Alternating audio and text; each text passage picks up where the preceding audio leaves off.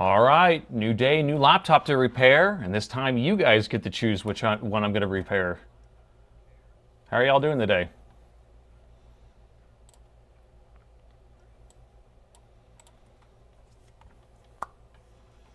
It's 1 a.m. in South Africa, and we got Morocco here. Who else we have? Australia, Argentina. And I see JFix is here. Hey, JFix. Yeah, and I need to get back to you about doing that Discord. I saw your email. We got Alabama, London, New Zealand, Brazil. Are you guys ready? Put your votes in. So we got 3 different laptops. I haven't looked at any of them. And I put the descriptions inside the video description to kind of tell you what the customer thinks it is. You know, that's their diagnosis. But and then you guys cast your vote, and we'll fix whatever right here on the spot. We got New Jersey, we got Indiana, Ireland, Burbank, California, Quebec, Canada, Phoenix, Arizona, New Jersey again. Wow. New Zealand. Well, I hope everyone's doing good. Let's see, last week we did that old 8200. That was a fun repair. And you guys casted or donated money and paid for that guy's repair, and he was super stoked about that. I did put another goal up there to pay for this customer's repair. If you guys want to contribute money, that will pay for it, and he'll have a free repair, or he or she will have a free repair. So we don't know which one we're doing yet. 42% of the people said they want an M15R6 that doesn't post. So, all right, you have a Latitude. JFix says he has a Latitude 3320 that he bought for fun, and it was completely smashed up with a hammer. Wow. But you couldn't find it. 3320. I would have to look. I mean, every single part that I sell is listed on the website, so when it comes in, it's listed on there. If we don't have parts for it, like we don't even have a listing, that means we just never received the part yet, because we have to receive it and take pictures of it and list it on the site. But if it's out of stock, then it kind of just comes and goes, and you just kind of put yourself on the waiting list. Hello in New Mexico, Vancouver, Oak Park, California, Everett, Washington. What is the best built Dell? Well, what I think is it's going to be a Latitude, or most of the time a Latitude in general. So Latitudes are built for business, and Dell puts like 3 to 5 year warranties on them. If you buy a Dell that has a 90-day warranty or a 1-year warranty, you know that they don't really trust that it will last that long. So Latitudes are the way to go. Those are going to be business machines. You can buy a Precision. Those are going to be a little higher end Latitude sometimes, or they're going to be their own animal, but sometimes those things are kind of pushed to the max, and so I don't really trust them as much. So let's see, you want to see the light code one, because yours can't start and it's blinking different lights. Well, you got to count the lights, count the red, and then count the blue, and then there's a chart that kind of tells you what that means. So 3800 only turns on with your hair dryer. What? So you like heat it up ahead of time? That's interesting. Hey, we got a donation to help pay for this guy's repair. This is perfect. I appreciate that. Thank you, Aline. Let's see what else we got here. Dude, you're getting a Dell. I can't say that. I'll probably be sued by Dell for that. Okay, yeah, it's super hot here. I think it's 102 outside, so it's pretty hot. Okay, so did everyone cast their vote? We're about 10 minutes in here. Let's see where we're at. Looks like 43% of the people want to do the M15R6 that doesn't post.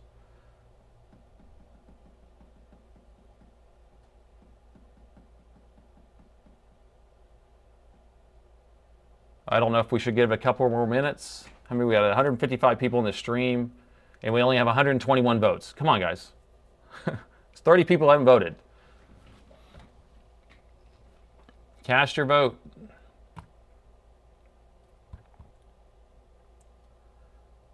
All right.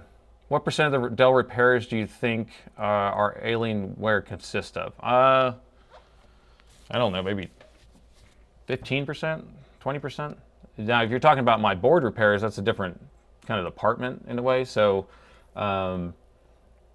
we get about 140 repairs a month or so, and most of them are just handled by my regular techs. And then whenever we deem the motherboard bad, we price it out and figure out, is it worth a board repair or not? And most of the time, Alienwares and XPSs are the ones that would fall into, you know, worth fixing.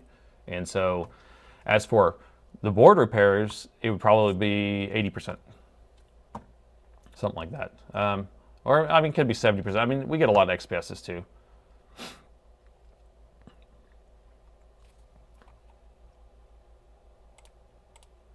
I'm missing some of these chats here. Did everyone vote? We're up to 139 votes. We're getting closer. All right, 71 in Oregon.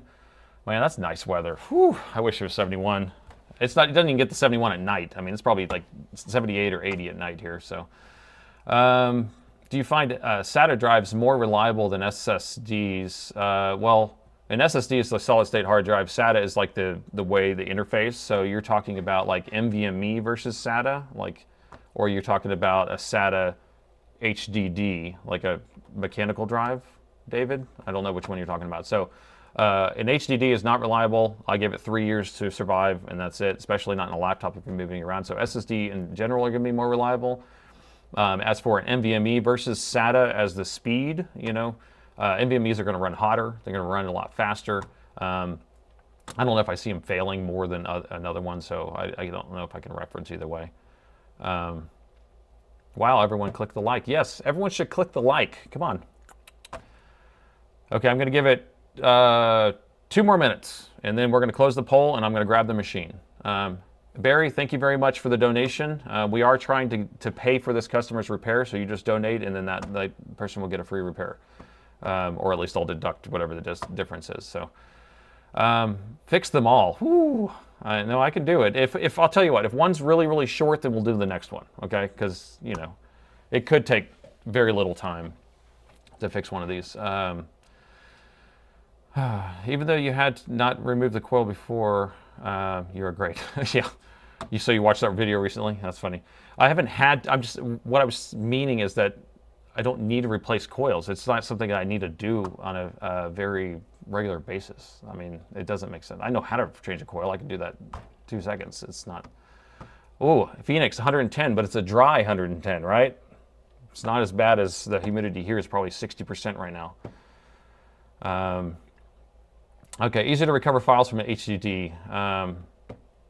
Yeah, probably. You can change out the heads or something if you have issues.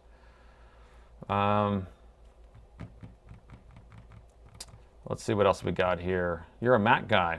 Well, but you're addicted to my videos. Well, all right, that's awesome. Okay, I'm doing my job. I'm doing my job. Okay, poll is closing now. So what do we got? 47% say they want to see the M15R6 that has a no post. Okay. All right, I can tell you right now that I think this one's going to be boring. So, you don't want to see it, I promise. No. I do this video, I feel like I do this type of video all the time, and so, oh, I don't know. Let's see. Okay, so here is the customer's note. Let's see. Let me make sure there's no vital data in here. There isn't. So, here's what the customer sent in. It's a book, right? But, so this guy's from Germany, and he actually, wait, is this the guy from Germany? This might be different. No, this is the guy from Germany, I think. He did something on a Reddit post, but basically he thinks he has a BIOS issue. So we're going to turn it on. We'll figure out if it's powering on, pulling current, if it's hanging at a certain current, if we have all of our voltage rails, power rails. If we do, then we're going to end up probably flashing a new BIOS to it, and it'll probably be pretty quick. This is the 15R6. So it's going to be the Intel version. It's not going to be the AMD version, which is a little more complicated to build a BIOS. I probably have one already made, but we'll try to do that. feel like these BIOS ones are so boring. I just do them all the time though, so maybe I'm just burned out on doing them, but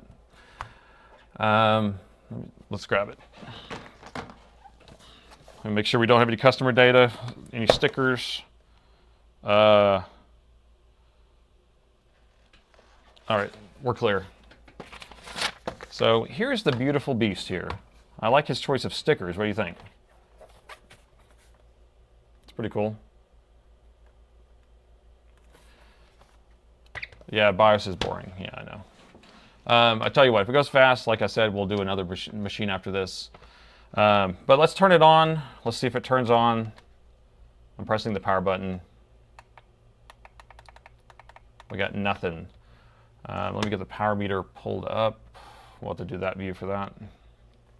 All right, so first thing we're going to do is we're going to plug in the power, and we want to see if we're pulling any current. So I haven't even opened the lid. So it is automatically pulling 2 amps, 2.76. Now, is that pulling it in the battery? I don't know.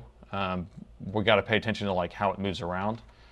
And it looks like it probably is the battery because we didn't have any lights on in here. So it is charging. So I'm going to press the power button.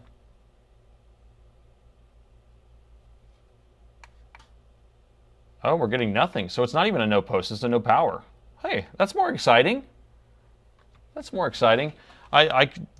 Based on what his description was, I kind of gathered that it would be a no post, but okay. So we're getting nothing. It's not changing at all. We open and close the lid. It's not changing the current. That's the other thing I'm paying attention to. Wait, it just changed the current. Okay, 0.12. Sorry, I'm not keeping up with chat because I'm concentrating. My brain is concentrating. Hey, so it did respond. And now we get a power light of something, some sort. Okay, so it was powering on. When we plugged that in, it wasn't charge current. It was actually powering on, and we are getting a light code. It's just very faint. Can anyone see it, the light code that's blinking in here?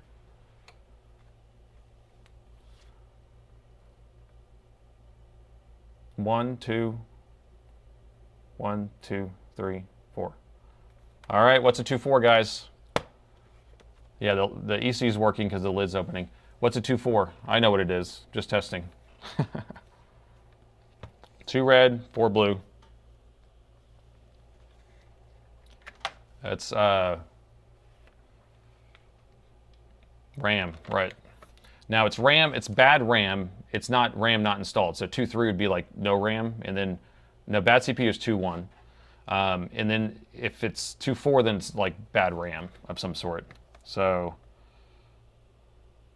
I keep thinking this is someone's name, but I think it's in German saying no battery inside. Unless that's someone's name.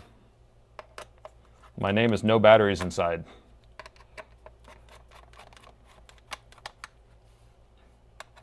Two 5 equals broke. Oh, I should do a shirt with some light codes on it with some jokes. That'd be fun. Oh, by the way, this shirt that I'm wearing right here, let's see. I put a link in there. I just made some, and so I have a link. If you want one of these shirts, you can buy it. Put a link in the description. That was fun. If you want to buy the shirt off my back, there's a link in the description. Darn it. I have a bunch of screws in here, and I think this is from the last computer I was just working on. Let me pull these out of here. I was just working on a system right before I started the stream.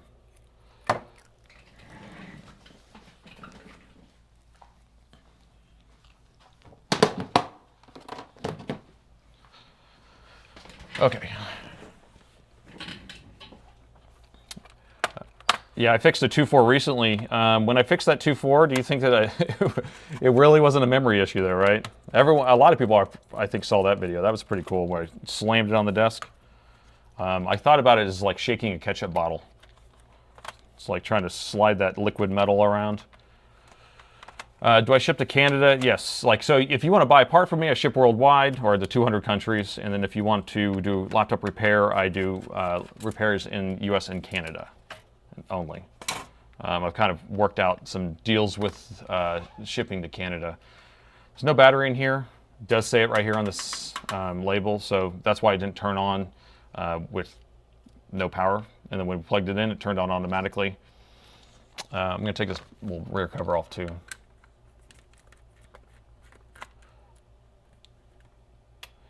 Yes, it's Salem's. I actually made these shirts for Salem, and he so he condones it. It's not a big deal. I sent him the file too, so he can make them. But people started calling me the greatest technician, so he's like, "Oh, no, you're the greatest technician." So I'm not even claiming I am. I'm just saying, does he get 50%? Yeah, sure. Yeah, I'll give him 50%. Nobody's ordered a shirt. I just made them. So if somebody's interested in buying it, I will give it to him. Which is like I make $1 or something. You know, the shirts are kind of it's more for fun, not for profit. Yeah, I don't ship to Russia anymore. I did years and years ago, but then I had a lot of issues and I had to stop it. Hey, here's a couple secret screws.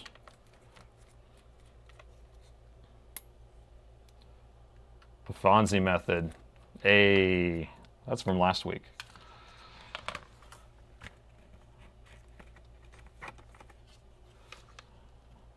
Yeah, I'm the greatest Dell technician. That's really what they call me. Which is maybe true or not. I don't know. I've just been doing it for so long. All right, here's our memory. We're getting a 2.4. Should we slam it on the desk and make it work? Do the Fonzie method like you were saying? What's the 3.5 code? The 3.5 would be a missing power rail. It really depends on what's machine. Sometimes if it's a different machine like an XPS, it would be like a BIOS issue, but on these it would be a power rail failure. All right, so I'm just moving this memory over to the other slot. Let's see if it does anything different.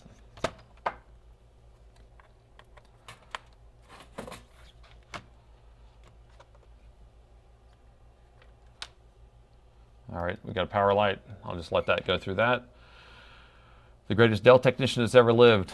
Wow, it's perfect. It works, and we're all done. Okay, thanks for watching. You know, I had a shirt that said I saved another laptop, and then I don't know. I had to switch companies because I was making shirts through Spring or Teespring, and then that company refused to ship things. I actually have things ordered that I ordered. It's just samples from months ago. It took 5 months before I received my first shirt, and it was the worst printing job I've ever seen in my life. Like, I could have printed better in my garage. So I switched to Spread something, I can't remember, Spread Shop, and they do great. So are we still getting that light code?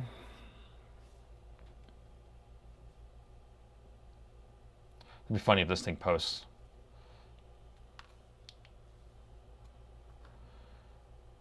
Dude, you're getting a Dell.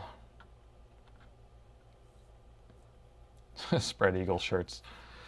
What's the difference between a 9310 and a 9315? 9315 is a completely different animal. It's more like a 2-in-1. And, well, this is still... Are we looking at the current meter while we're doing this? I got to pay attention to that. We want to see this thing moving around a little bit more, but it is going down to 0 and coming back up. But that is almost indicative of a BIOS issue if we do get this like kind of ramping and it kind of drops to 0 and then comes back up over and over again. Evan, thank you for the $40. No XL, no 4XL, love my videos. You don't live far from Austin, well come on by. We're open 10 to 6 Monday through Friday. You can come in anytime.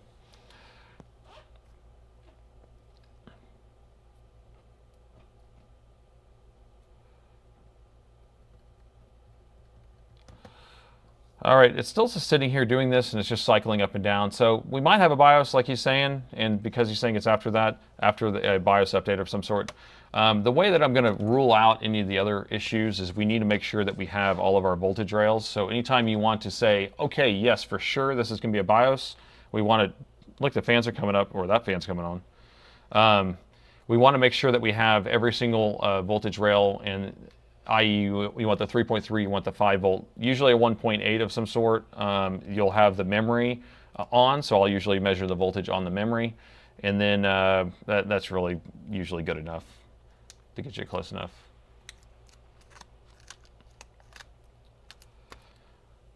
So let's measure some voltage.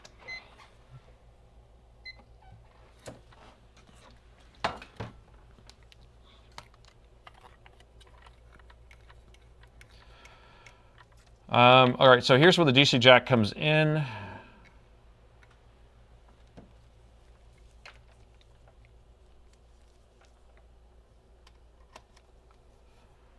So we have our 20 volts. We're going to have it coming out of this jack. It's going to go in these first set of MOSFETs, and it's going to come out of these MOSFETs as 20 volts. And then it's going to go into another set of MOSFETs and come out of those as 20 volts. And then it's going to come out of that and go through this current sense resistor. So we have our 20 volts here. That's jumping across and coming over to this current sense resistor, which I believe probably goes to the CPU or GPU. But we want to see what are on these coils. Each one of these are going to be some sort of power rail. This is going to be the charge coil. Yeah, so there's the connector for the battery. And so that's going to be the charge coil. We're probably not going to have anything on here or something really low. This is probably going to be the main 20 volts coil. That's fine. And I believe these two are the 3 and 5. So we'll measure this one. I think this one's 5 volts.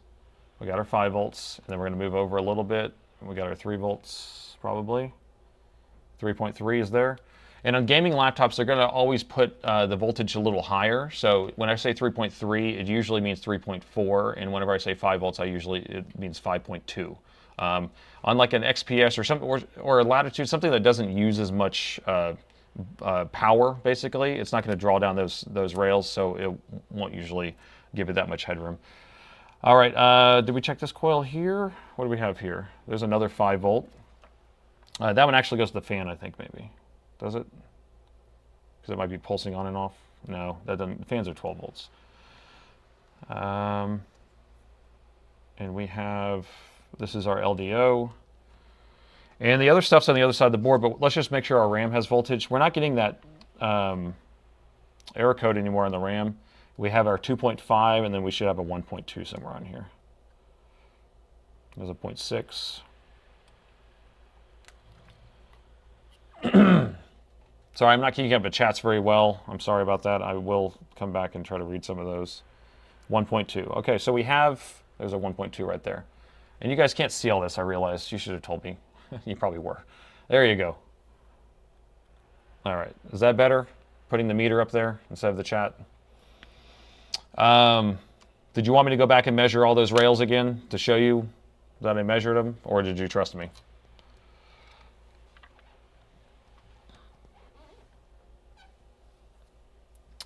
So we do have a candidate for this, and for a new BIOS, and the BIOS chip is located. BIOS chip is located right here, on the other side of the motherboard, right there, behind the alien head. It's always behind the alien head. So we have to take the board out real quick. Thank you for the trust. Thank you for the trust. All right, so while I'm unscrewing this, now you can ask some questions.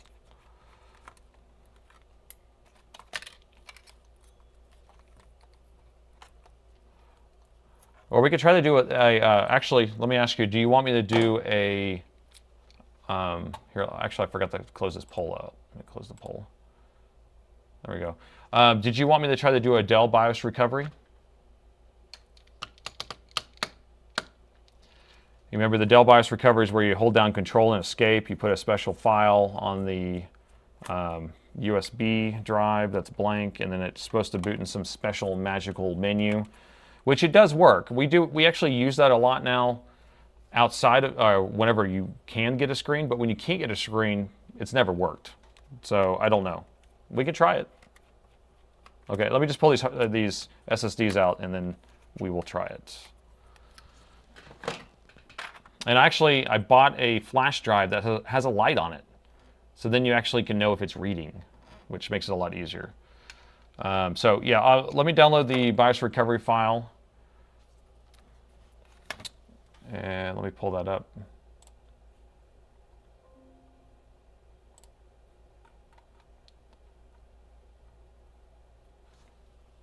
M15R6. Okay. All right, can we see it? Are we good? We got full screen. Okay, so here's the M15R6, Dell's website, and we are going to go to select BIOS, and then in here they have the regular format, which is the exe. We're going to download this RCV file. This is going to be the recovery file, and I just download. I was still on this page because the last machine I worked on was the same model laptop. So, all right. So whenever I download it, it gives me a file named this, and I will put it on my flash drive.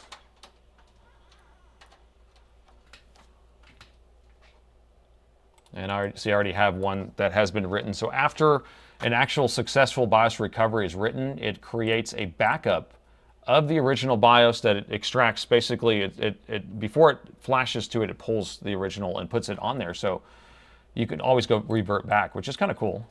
So I'm going to delete this stuff that's on here, and then we will put the new one on there.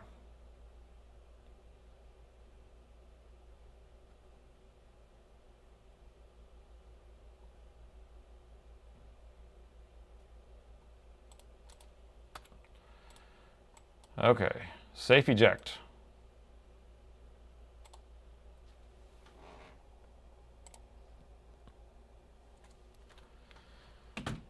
All right, we have it on there. Now, what are we going to do? Let me check our comments real quick.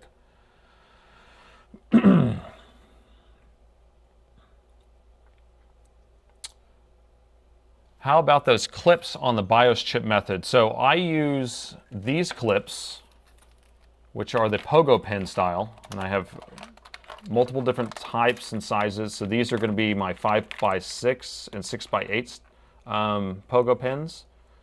And then these are my 5x6 and 6x8s. And it's still pogo pen, but it has like a little plastic thing that holds it in place. These are what I recommend if you're going to try to do a BIOS recovery in place. That's what you should use. The chip clips are junk, so don't use them.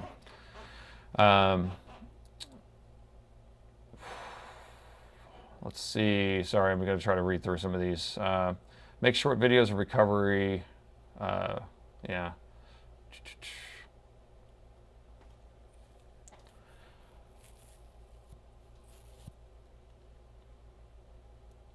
Okay, all right, we're going to move on. My brain can't process all that stuff that's in there, so sorry about that. Okay, so what we're going to do to do this BIOS recovery, I have only this one file on here. It's formatted FAT32, and we are going to put it in the USB port. I usually like to do it, the one that's in the back. Sometimes they're on the side. I don't know if it looks there or not, so I'm not even going to do that. This machine turns on automatically whenever you plug in the charger. If you don't have a machine that turns on automatically when you turn on the charger, you have to do a little bit different method.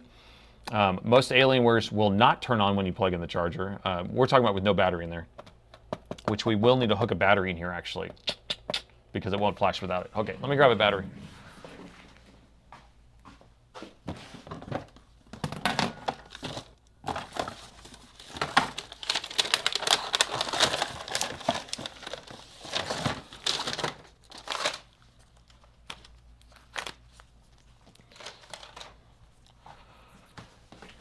Now, you remember he didn't send a battery, so I have to have a battery. Most shops would not be able to just go grab a battery. So here's a battery, the exact one. We will install that because BIOSes won't flash without the battery.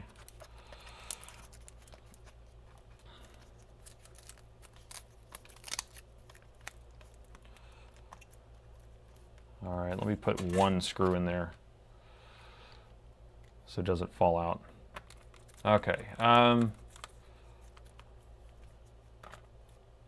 else we got? What's going on here? They put the screws back in here already without the battery.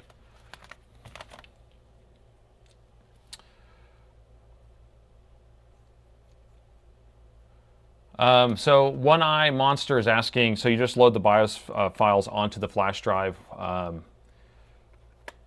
without a Windows installer? Yes, so it's just a file that you're putting on there, and then the BIOS recovery is a built-in mechanism that's supposed to, when you hold down a certain key combination, it's going to look for a USB drive and then try to read the file named a certain naming scheme. And so that's what we're going to try to do. And we're going to see something different happen. So if we've been paying attention to the current, we saw it go up to what, 2.87, and they would sit there for a second, then drop down to 0, and then go up to like 0.15. And so if we are reading that, and then after we do our BIOS recovery keystroke, it's going to be a different pattern. But I'm interested to see if we can get it without a screen, if we can hit enter or try to tab through something. I don't know if the keyboard's going to respond or not. I've never really got it to work that way, but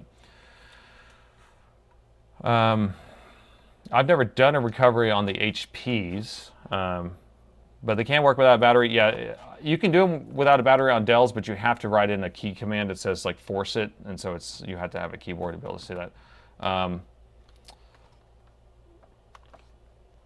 How long should a laptop battery last? It really depends. Are you somebody who keeps it plugged in all the time on your desk, like it's a desktop, and then you realize that the battery's swelling up because it oxidized the cells because you kept it at 100% all the time, then that battery should last about a year.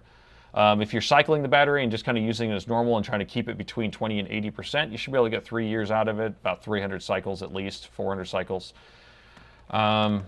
JFix, yes, the BIOS name, or the file name is going to be the BIOS _ IMG RCV is the file name. And so it has to be named that. And sometimes I have so many I'm downloading, and it always renames it with a bracket on there that says number 2. This machine's already on. We got to turn it off.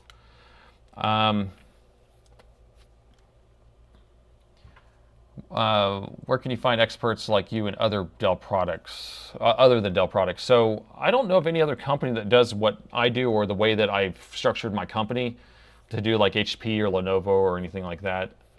There's plenty of companies that kind of specialize in Apple, I feel like, especially like Rossmann Group, right? So he only does Apple products, and then he does data recovery, so I don't know if he does it only in Apple ecosystem or not, but I kind of like try to come up with a business model that would be the master or the best at something instead of being kind of like mediocre. I'd rather, it's already hard enough to kind of know everything about one manufacturer and actually be,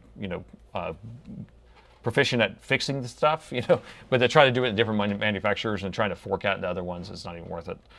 Okay, I got the power plugged in, got the flash drive plugged in. Here I'm going to give us our view for, yeah, there we go, the meter. So keep an eye on the power meter. Here's our light here. And so what I'm going to do is we're going to unplug the power. I'm going to hold down the escape and control keys. So I'm holding them still. I'm going to plug in the power, and then it should actually power on by itself. Okay, it is. So you can see it pulling current, see a power light coming on. Okay, now it would only do that if your machine is one of the ones that power on when you plug in the power or the charger. If you have one that doesn't do that, then you're going to need to hold control escape and then hit the power button. So let's look at I want to make sure you can see the USB at the same time, and you can see the alien head. Okay, we are getting a blink code or not?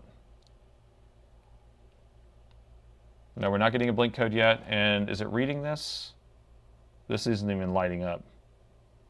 So we're waiting for that to start blinking where it's like pulling something off of there, but you will see it do it.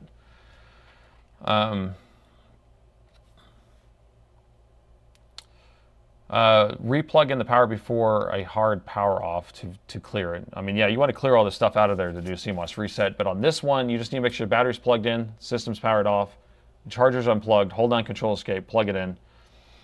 Now, what kind of cycling are we getting now? Are we getting that same type of cycling, or are we getting it where it is... No, it is doing pretty much the same thing with the battery plugged in.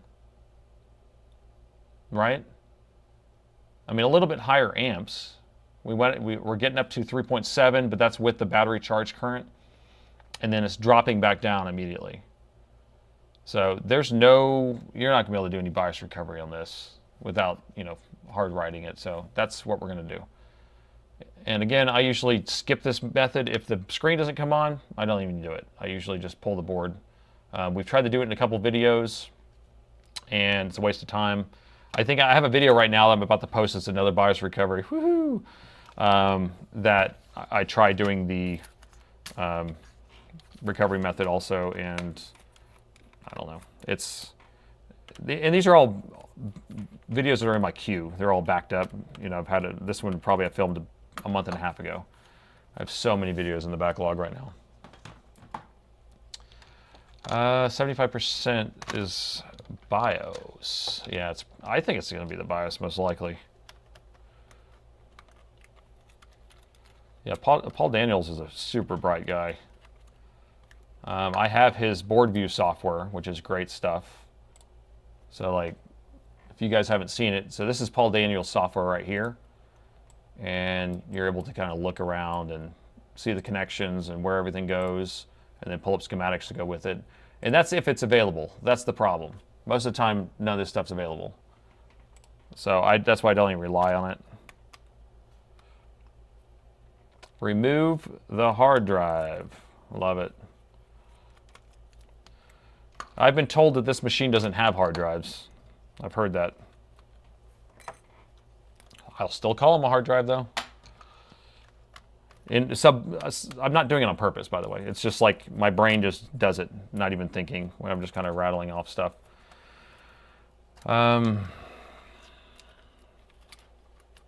Would you say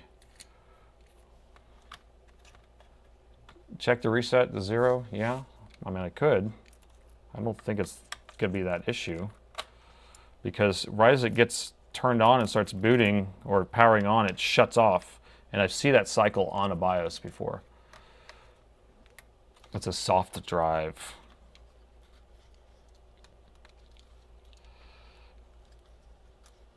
All right. We're getting closer here. Replace EC chip.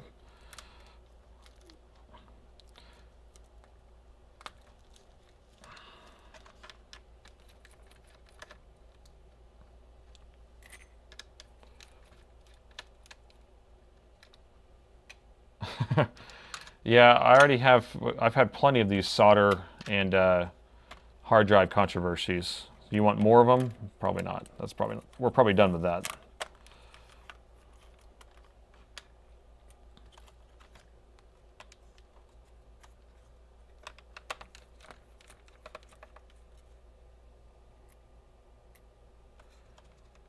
Yeah, I have a moderator in here that will filter him out in a second, so.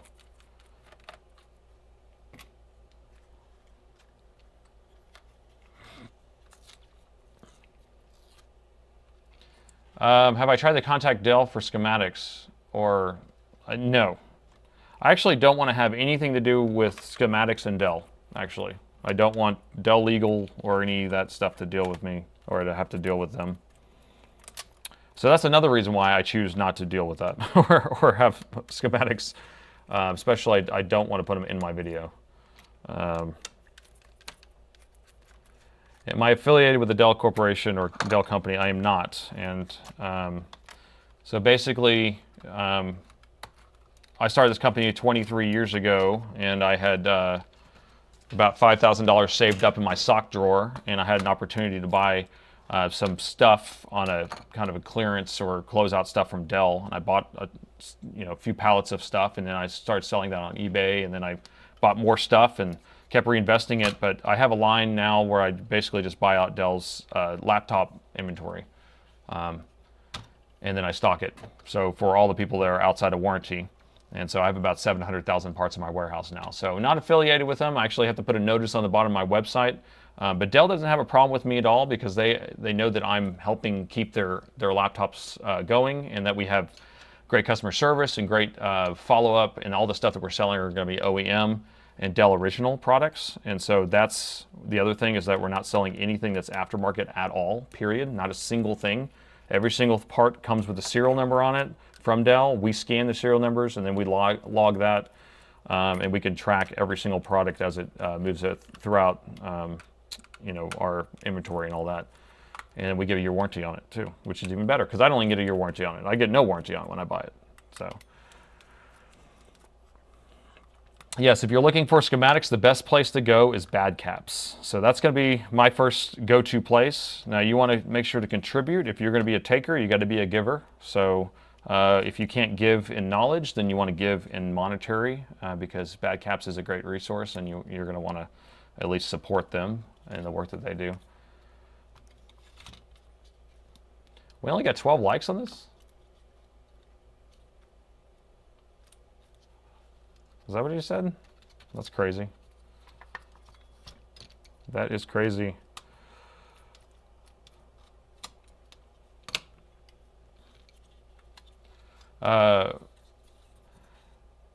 Well, Dell doesn't solder RAM to the... Wait. The Dell only has a couple machines that they solder RAM or SSDs to the motherboard. It's always going to be the little tiny machines. It's always going to be the XPS 13, something like that. So I'm not super worried about the... Hey, the BIOS chip's not there.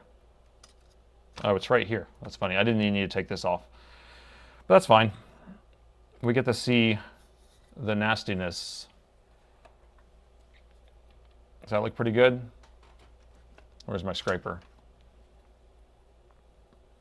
This is factory, by the way. They just kind of put like a little flat sheet of this gunk on here. So we'll put some fresh stuff on there. All right, so the BIOS chip is located right here. Where is it? Right here. And some people get confused on locating the BIOS chip, and you don't want to get confused, so here's how you don't get confused. So this happens to be this shape of a BIOS chip. This is going to be the 6x8, a Winson chip, or WSON. But what you're really looking for is 2.5, and then the size of the chip, 256. So what size is that? It's a 32 meg chip. But if you look around, you're going to see other BIOS chips, looking chips, and so let's see if we can find one. They're all going to be 8-leg chips. They're all going to start with 2.5.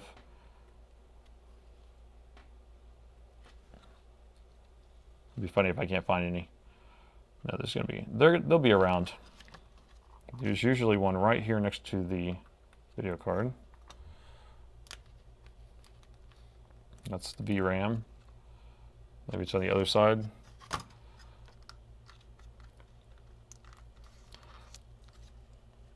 Well, I don't want to pull this whole thing off. But basically, I can find it. Here, let me grab a donor board. I'll show you. Show you on a different board. So here's on a donor board. So if we're looking around and you're finding chips that look like... And now I can't find any more.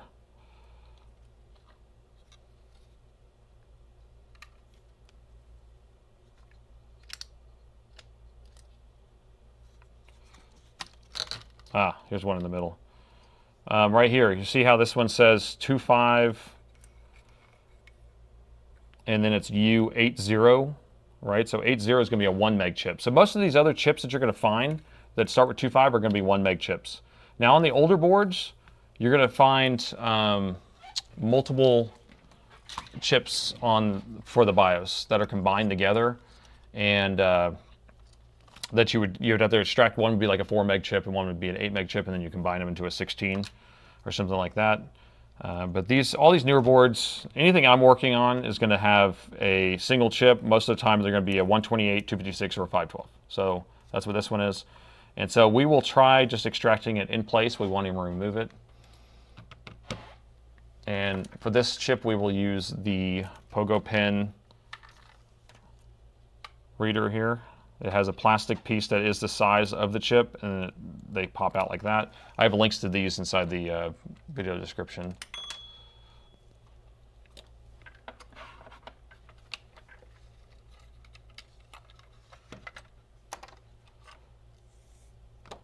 And so, if someone's questioning about like what reader, so this is the one I use as a T48.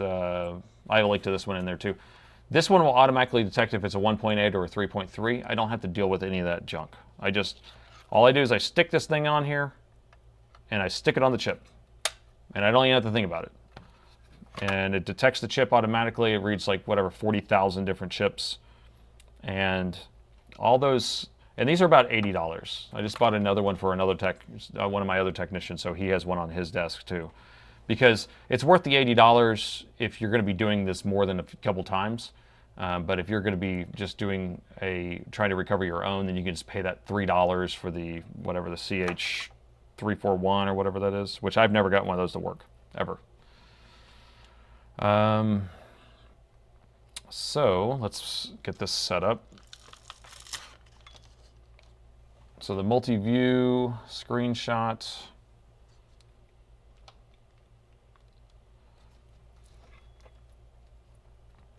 So I'm just holding that in place, and then we're going to pull up our chip reading software, and I'm just going to do an auto detect. Did anyone catch what chip it was? It was an FE or a JV. I think it was a JV. So this one actually comes up as a Q JV.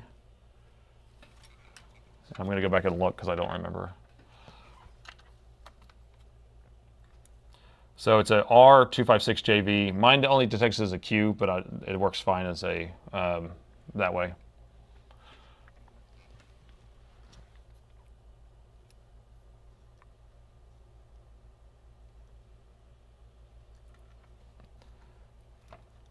All right, so we're going to press it down.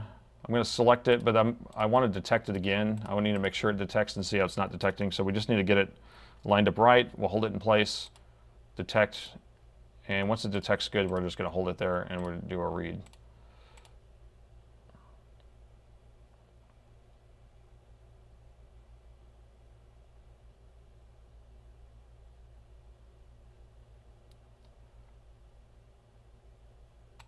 And then we always verify, because you could have one bit flip where it didn't read it right and it just kind of flipped it backwards or read it wrong.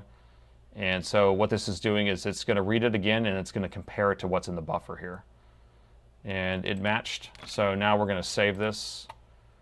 And I always save it into our customer folder here.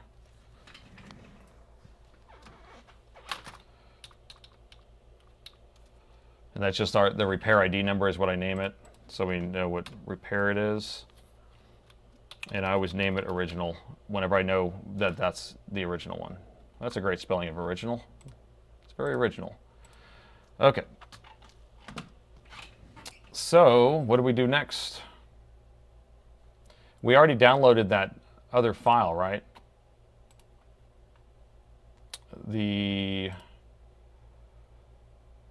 Here, let me open this real quick so we can look at it.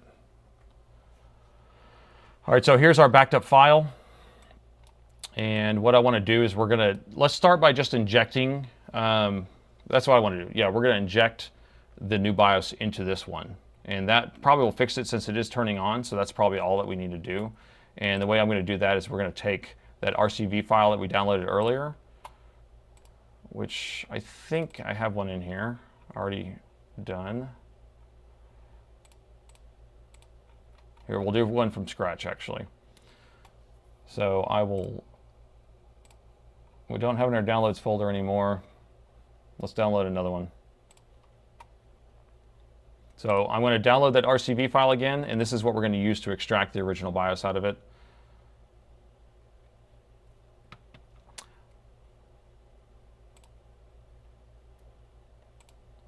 There it is, but I want to rename it to be the same name as the model so I know which model it is. I told you this was going to be boring. We could have done one of those other ones. Okay. Cut this, and then we're going to move it back into our working folder.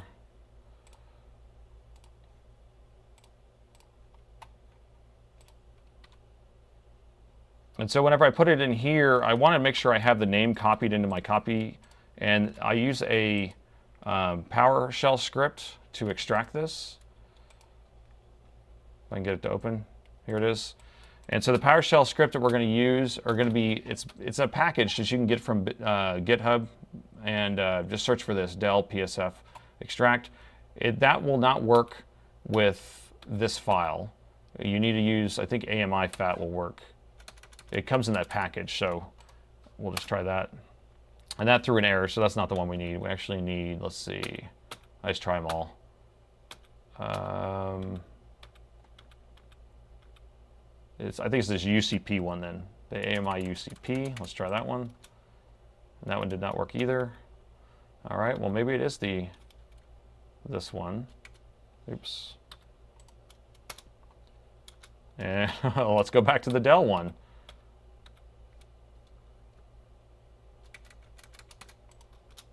That's funny.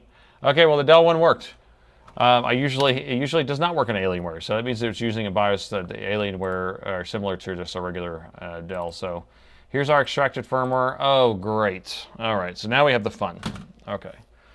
Does everyone see this? I can't see the chat right now. Let me switch back to the chat and see what y'all are looking at.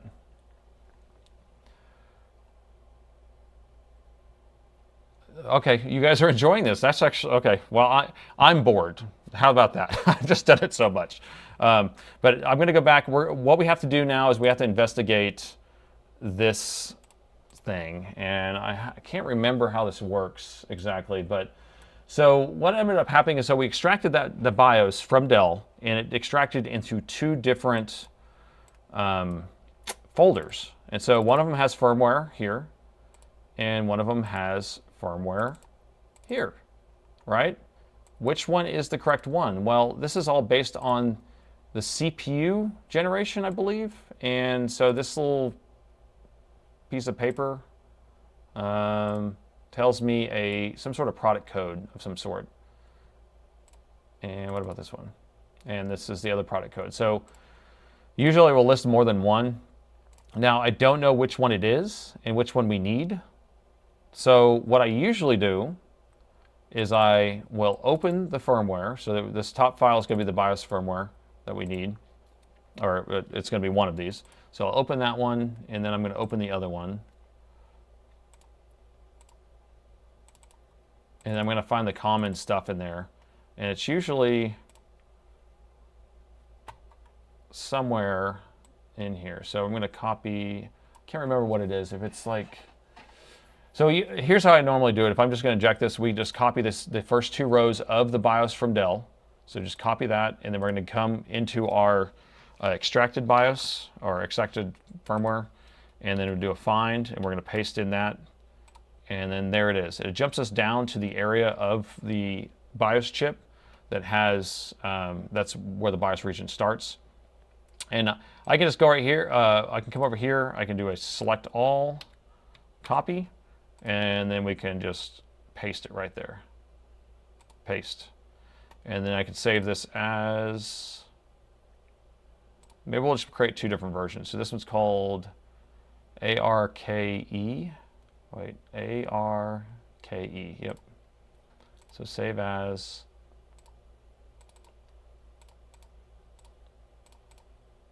let's call this one Alienware M15 R6 new BIOS, and then we'll do ARKE. That way we'll do it separate, right? And then now I'll select all of this one, select all, copy, and then we'll inject it in that exact same point. Oop. Let me make sure we don't have any selected, okay. And paste. It's usually only like one little section that's different, so I can do that. Save as, and that one is ARKP.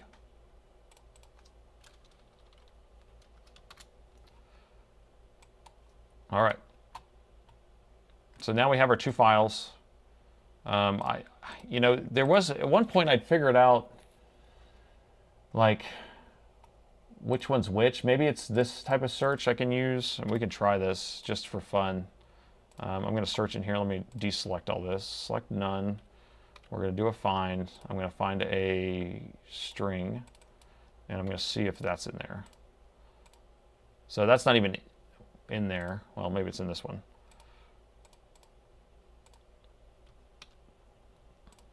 Yeah, it's not in there. There's this one region in there that will tell you like it's a different CPU or something like that, but I don't know. I'm going to check in the chat real quick.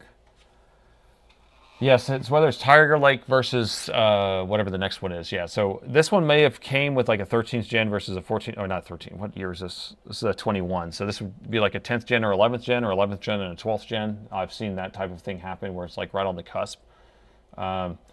I don't need to load a clean ME region on this. The machine's turning on, so most likely the ME region's fine, but we'll see. UEFI tool I use sometimes. You want to try to use that as a map and it will do it. UEFI tool is confusing to me. I don't know. Maybe you guys can help me out on it. So if we use UEFI tool, not that one.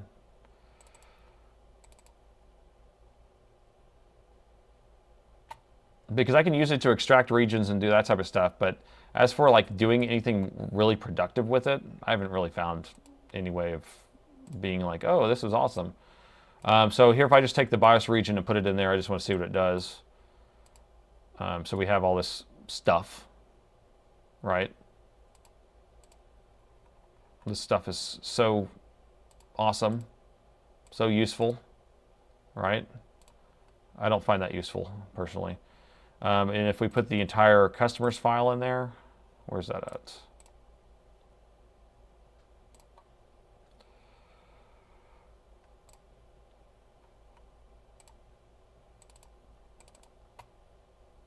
Customers file, original.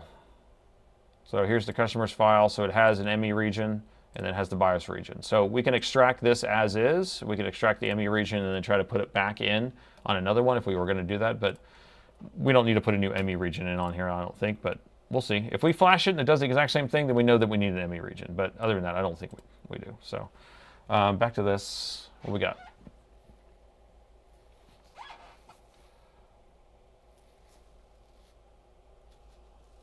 X16 Alienware. I've never had one before, so that's probably good.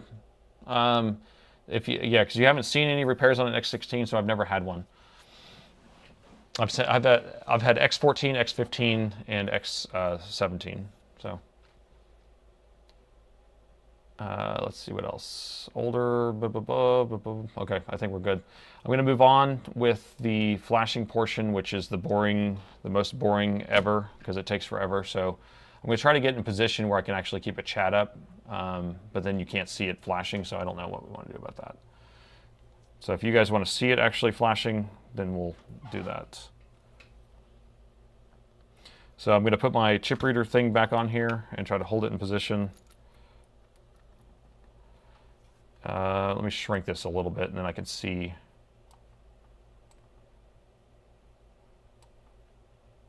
I can still see the chat a little bit. Okay. So I'm going to redetect, make sure we can detect our chip. I didn't change it, so I just detected it, is all I was doing. And then I got to load that BIOS in there that we just created. Well, we created two of them. Which one do y'all want to do first? I'm going to just do the top one, I think. And then we're going to program it. And this will take about a couple minutes. So I'll try to read the chats.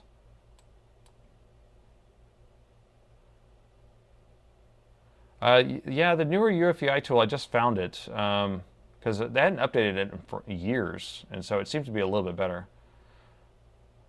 You have a white X17.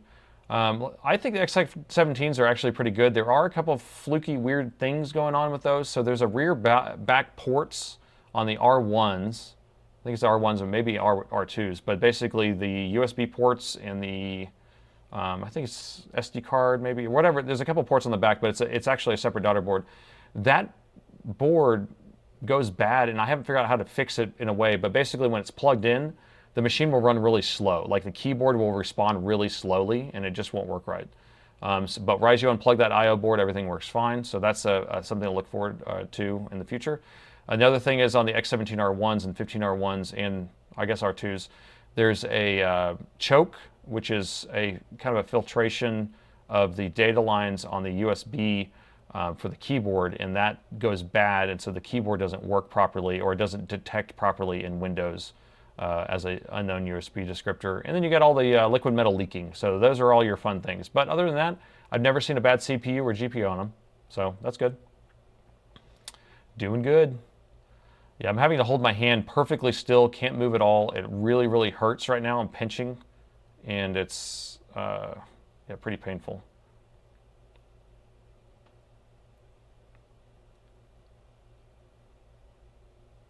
Almost got it. Okay, what else for you? Stop moving, yeah. It's because I'm talking and I start moving a little bit.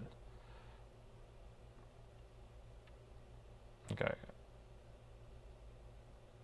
Almost got it. Almost got it. No! You're killing me! Oh, no.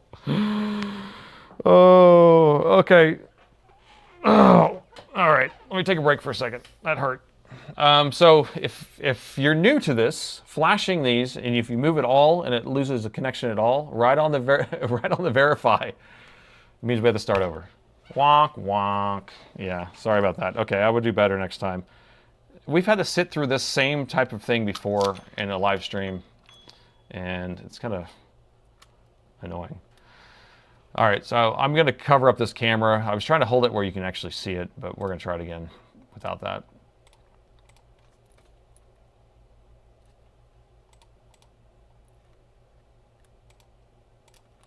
Now I got to get it to now I need to get it to detect again.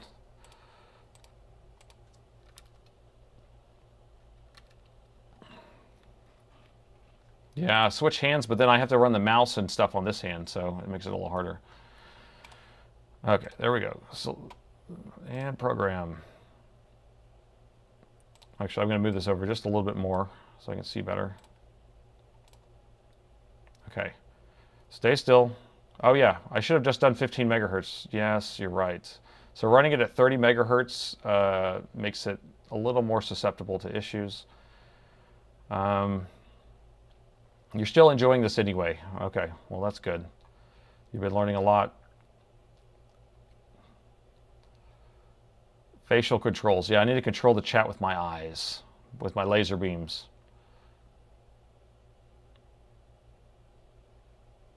So the reason why I detect again is because I have to I'm holding the chip reader in the right spot, and I'm not actually saving what I detected, but all I'm doing is I'm just clicking, do you detect, do you detect, do you detect? Okay, you do detect, or then I hit cancel, and then I start to actually do the write. That's just kind of a trick I do. I'm going to put my other hand on top of it now because it's starting to hurt, so I can put a little more pressure on it. Whew.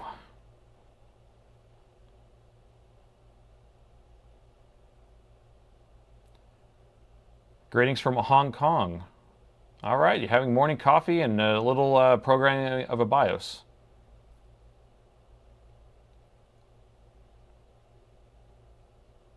All right, if this doesn't work, we're going to switch to 15 megahertz. Dude, you're getting Neuralink.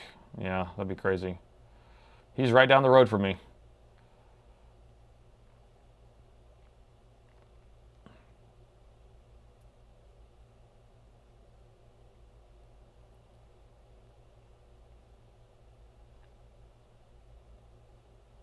You hear BIOS issue and you want to cry? Actually, when I hear BIOS issue, I'm like, oh, that's going to be one of the easiest fixes at this point.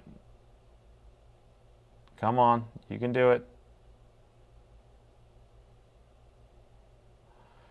The same spot. Yeah, switching to 15 megahertz doubles the time. It does.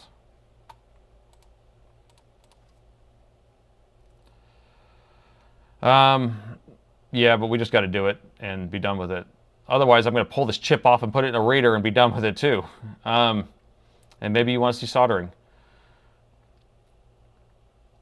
Hello from Ireland.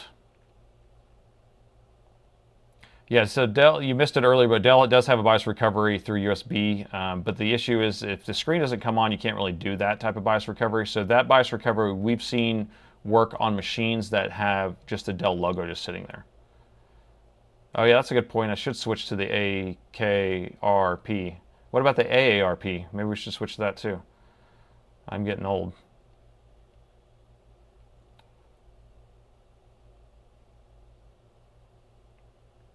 David's from Germany. Oh, is this yours? I can't look.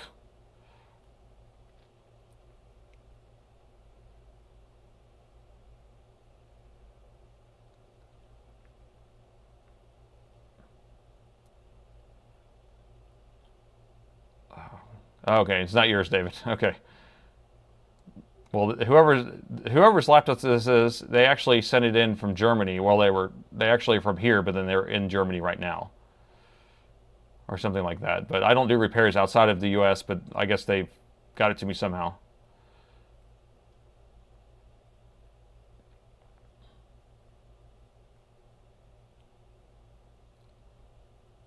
You think you have 15 years over me, huh? How old do you think I am?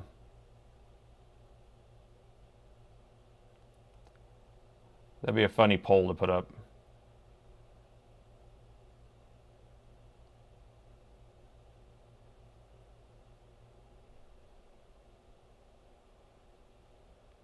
The joy of repairing laptops. Hey, that's pretty good. Hey, it failed in the exact same spot. What the what? That's crazy. That's crazy. What does that mean? What does that mean? Address error. Does that mean that chip's bad? Well, I've never seen that before. So we just switch the BIOS chip out and then flash it again? And if we're going to switch it out, we might as well flash it on a chip reader just on the desk instead of having to put it through there. Yeah, bad sector on the chip. I've never seen that before, but that's crazy. Lol. Yes, we'll do some soldering. Let's just grab another BIOS chip, and then that way we can just take this off. BIOS chip. Here, we'll take one of these off a 9500. Oh, sorry. Can't see what I'm doing here. Okay. So this is a 9500. Should have the same chip.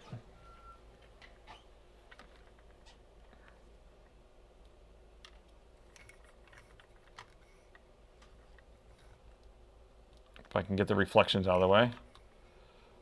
There you go, 256R or JV, 256JV. So we got the same chip on this XPS 9500 or 9510. This machine was blue screening of death and had a bad CPU, I guess. I marked it here. So we will pull that chip off of here. New day, new chip to flash. I don't know if it's a bad chip or not. I've literally never seen a bad BIOS chip.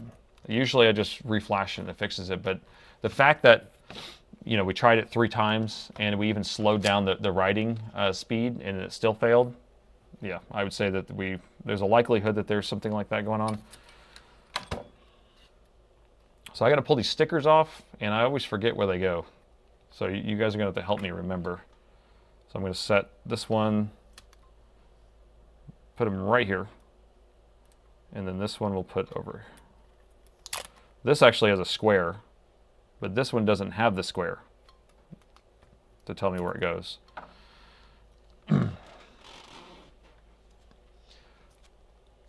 Yeah, I can test it in the flasher. That's a good idea. So when we take this off, we'll just try it directly in there and see if it works.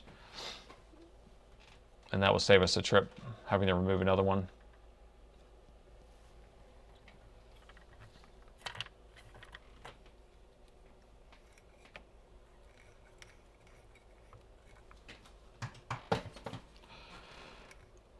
Okay, we need some air, fresh air.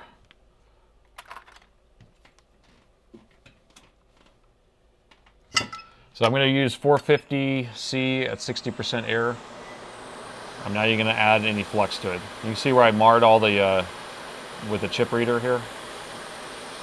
But I'm going to preheat the area around the board a little bit. And then we'll go in and get it out.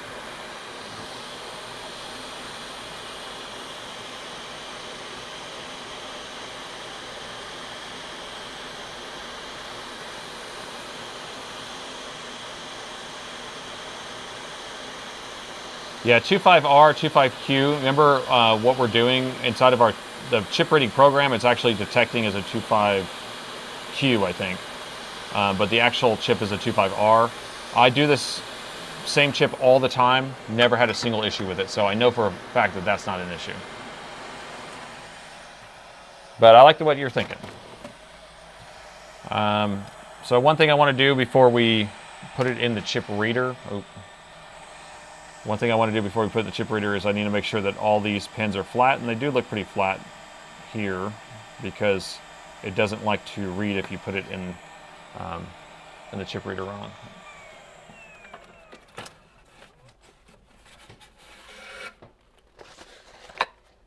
Yeah, does the data sheet explain those letters? Probably, I don't know. I'm assuming they do something different, or else they wouldn't make it. So these are all my bits of stuff here. Trying to find the adapter.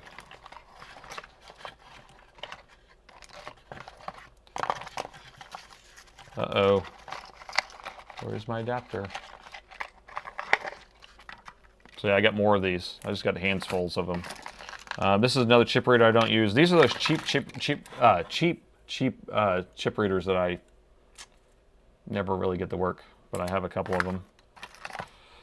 Here's a 3.3 to 1.8 adapter, which I don't need to use because I have that one. And these are interposer solder. You just solder the chip right to it, and then we read right off of it. But that's not what I'm looking for. My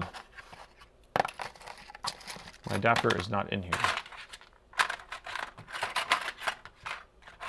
Uh-oh. Someone did not put it back.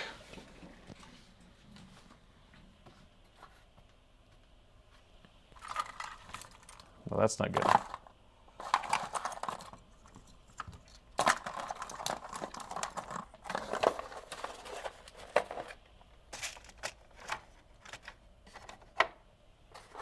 And I only have one of them. Actually, here, this new kit came with more, maybe. Let's see.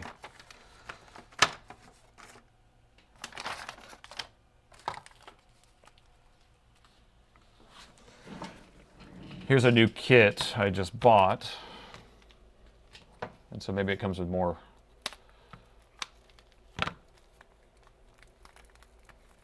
Cheap, cheap, cheap. Yeah, I couldn't say chip. I keep saying cheap because that's what it is. Those are like $4.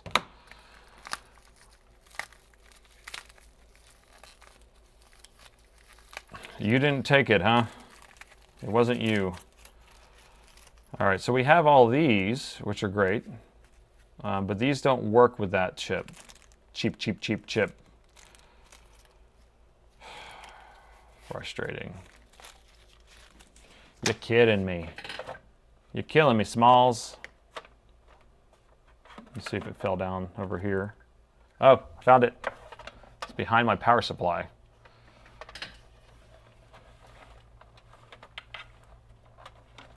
Oh. What are you doing back there, buddy? Can't get it. Aha! Aha! We found it. All right, so this one is cool because it does the WSON chips, but it does the 6x8 and the 5x6. So you can see that it has two different areas. Once it focuses, you'll be able to see it. But yeah, so one's a 6x8, and you just basically just open the flap, and we're going to put the chip inside of it, like so. And I'll do it under the microscope so I can see.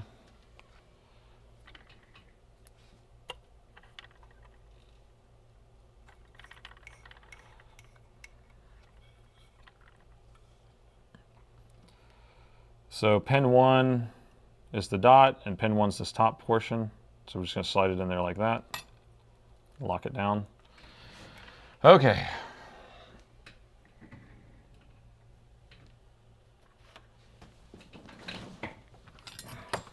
You still with me? Everything's still working? Oops.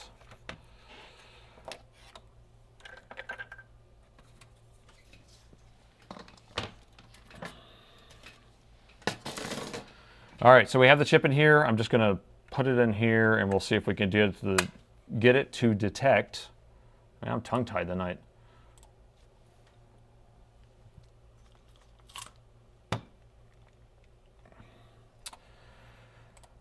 And look, it doesn't even want to detect. It does that sometimes. You have to kind of press it down in here. There we go. It detected. We're going to use this one right here. Remember, it's the Q. We don't have the R. It's never messed me up before. I'm going to reload this file. Do you want to, should we do the other one or the same one?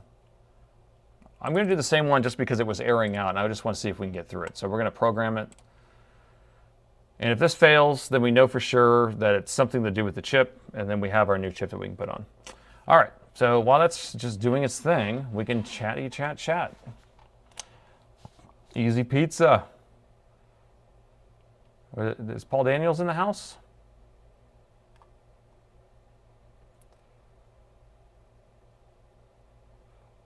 How you doing, Paul Daniels? Yeah, clean with alcohol in the pins. Yeah, that does help.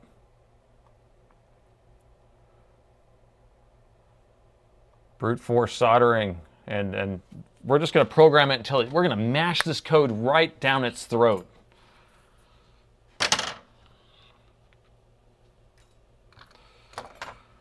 Oh, I'm glad I'm not holding this down right now.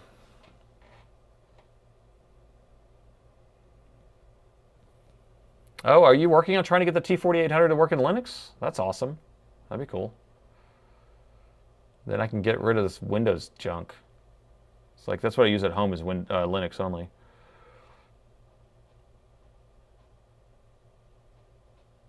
It works, but it's slow. Okay. Well, I need speed. I'm going for speed.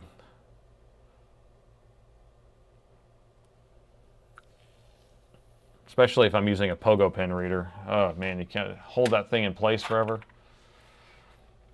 Yay for Linux. All right, so what does everyone like for their Linux distro? Are they Debian based or Arch based? We can just go wide with it first. Arch, okay. Got one for Arch.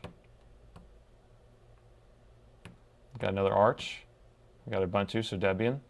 Debian. I figure Debian's going to win, but yeah. Yeah, I ran Mint for many years. Many years. Hey, it failed at 89%. Was that on the programming portion, or was that on the verifying? It was on verifying. 89. Bad chip. Bad chip. Or should we try the other file just in case?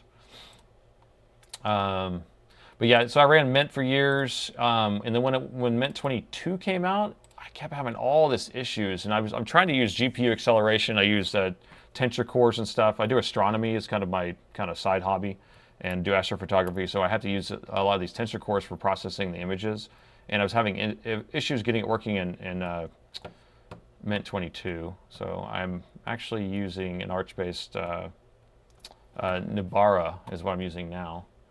All right, let's program this.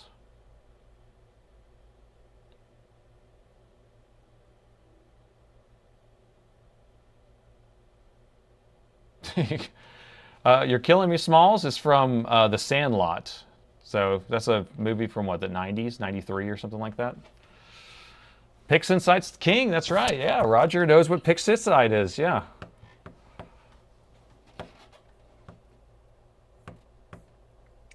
PixInsight's an astronomy image processing suite, if everyone's wondering.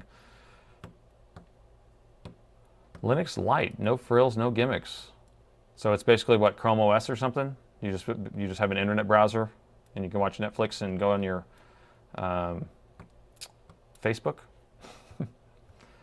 You're using Nibbara? Yeah, that's what I'm using. It's pretty good. The KDE Plasma drives me crazy. I don't know. I like Cinnamon better. It's kind of quirky with the KDE Plasma.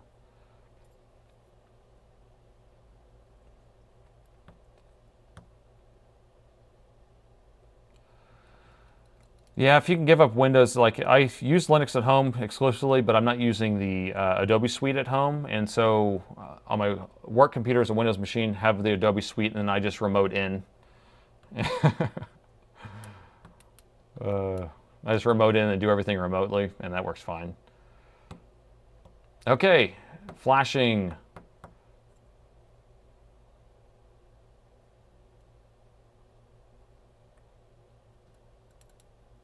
Wow, that's awesome. Okay, You run Windows in a VM, that's good. Are you able to pass your GPU through the VM? That's the only thing that I haven't been able to get figured out. All right, will this verify work? Failed at 89:45.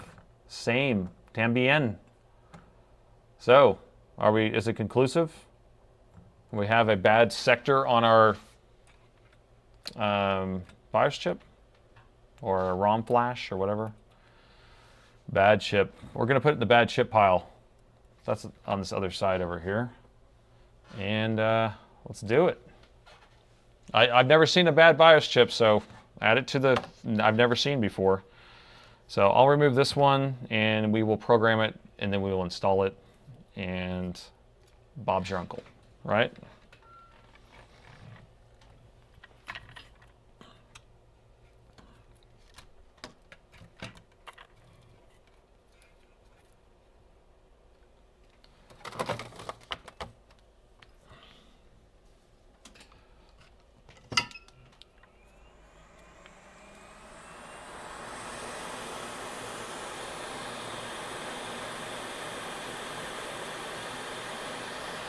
No, this was not the second chip. This is going to be the second chip. So we were still working on the first one. I wanted to verify for sure that that chip was bad, and it sure was.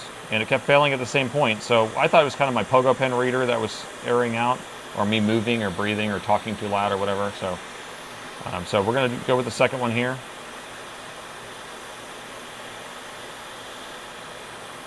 There we go.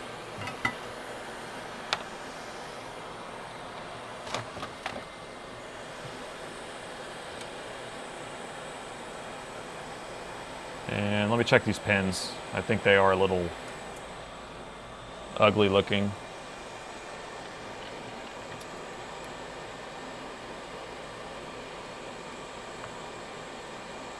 Yeah, see, whenever you have just a little piece of solder here, sometimes it makes a bad connection and it can't detect. So we're going to just hit it with a little flux and solder, or the soldering iron.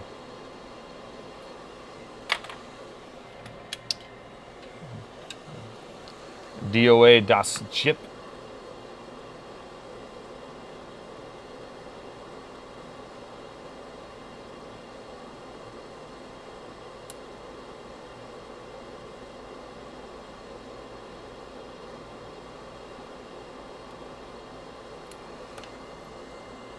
Okay.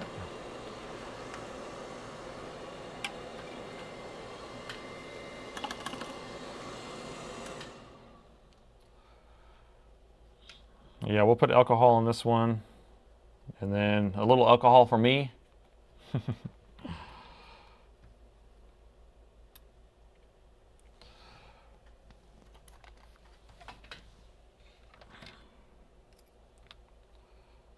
All right, which way does it go? Which way, which way? Can't see. It's the problem with these chips. They're so tiny. My eyes are so used to using the zoom from this microscope. Okay.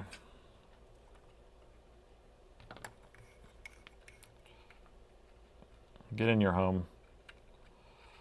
He's in his home. Okay.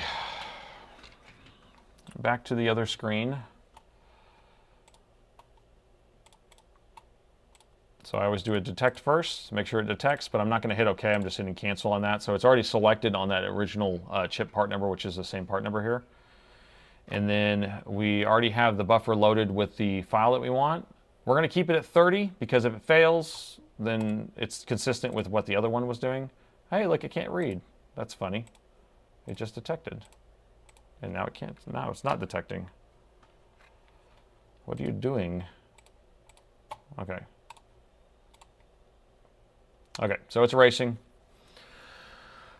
What adapter is this? You're talking about this little thing that's on top? That's the 6x8, and I don't know, it's a little adapter thing. I like it, but it's probably pretty cheap. I'm probably pretty worn out at this point. I probably should buy another one. That's a lot of probablys. Cold beer, Heineken. Yeah, Heineken would be nice. I used to drink Heineken all the time.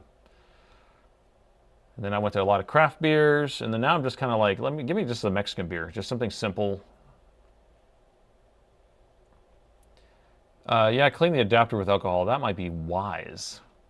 I should be doing things like that. I should be doing a lot of cleaning.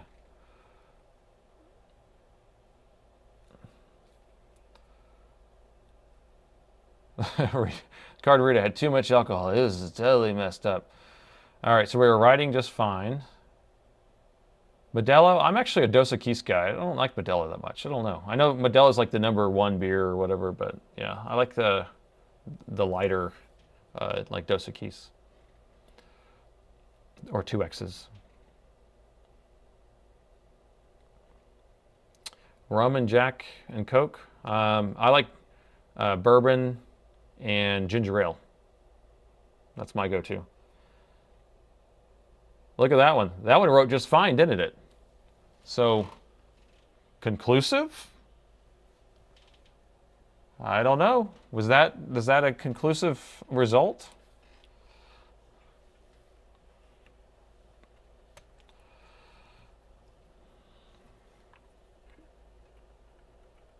All right. All right. Should we put up a poll for if this is going to work or not?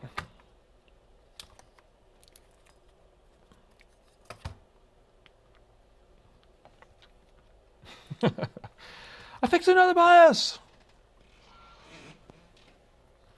I saved their laptop. All right, so what time is it? 7:30, my time.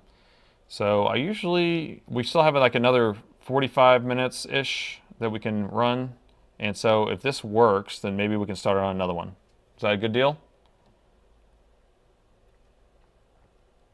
So it's going to go this direction. I'm looking for pin 1 with that dot there, and then there's a kind of a bigger, bolder corner there that's telling me that that's pin 1.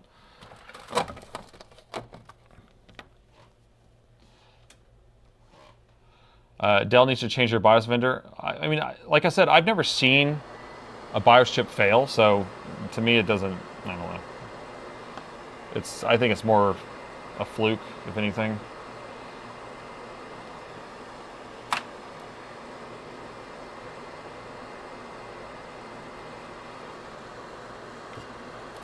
Oh my gosh. Why did you do that? Okay.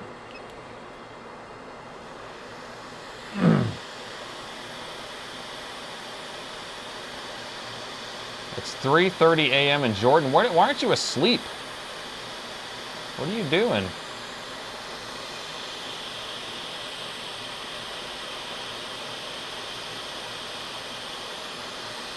All right, so you can see what I'm waiting for these pins. Do you see how they got shiny? Now I'm looking for these to get shiny over here. And you know it's hot enough. Hot enough. Oh my gosh. Oh my gosh. This thing is flying away. It's these tweezers. I don't use these tweezers. I usually use ones with a bend. And I just grabbed the wrong ones. And so I don't know my own strength of letting go. Okay.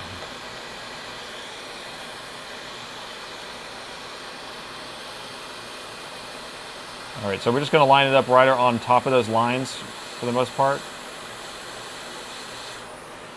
And that's good. That's good. The 4th dimension, I think Northridge Fix says it goes to the 9th dimension. But that's copyright written, so I guess we'll have to say 4th dimension.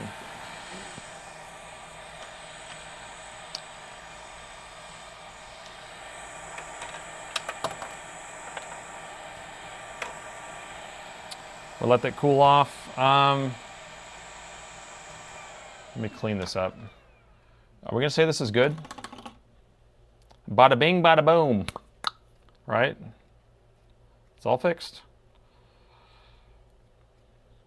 So I'm gonna put it back together like it's fixed. I'm not gonna put every screw in. I have a tech here who refuses to test it before he puts the last screw in.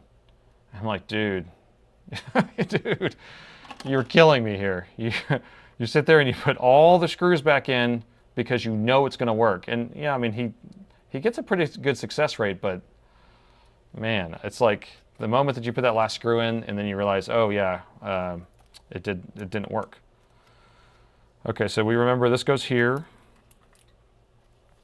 and this one goes right there. Did I pass the test? I know you guys were testing me.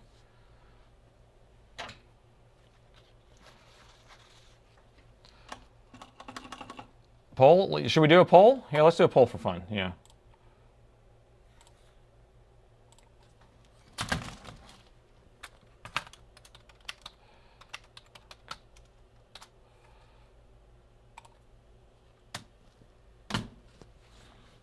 There you go. Will it work? Cast your vote.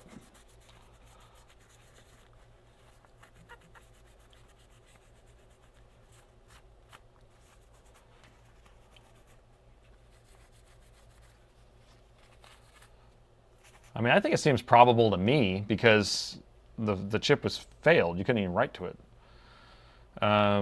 Where's the heatsink?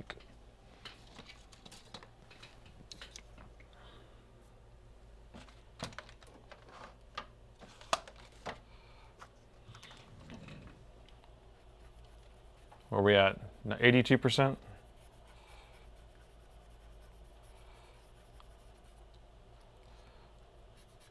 Or I guess I could have put a answer in there saying no, or yes, it will work with caveats, right? Like it will give a different symptom. It will turn on, but it won't like do that exact same thing where it shuts off. You think it's the wrong BIOS? Do you think I had put the wrong BIOS on there? Are you doubting me, Roger Smith?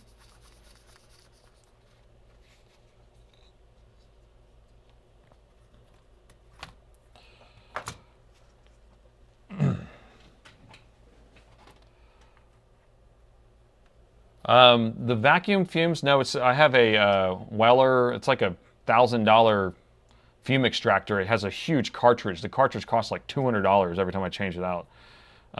So it doesn't vacuum it outside, it just sucks it through there and into the room, but it's supposed to be the best, so.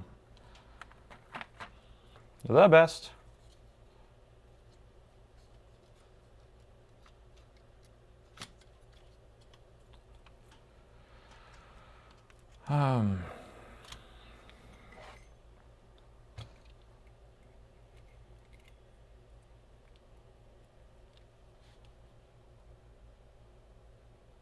You've only seen 2 BIOS chips fail in 40 years. Yeah, that's, I mean, I'm pretty, if this works, I mean, it makes sense it's gonna work, but I don't know. I may frame this. I may hook that to the wall, tape it to the wall. My first failed BIOS chip with a bad sector.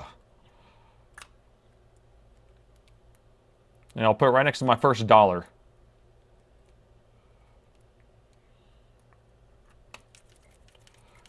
First dollar earned, first bad BIOS chip. And my first coil that I replaced, I should pull that one off too. Right?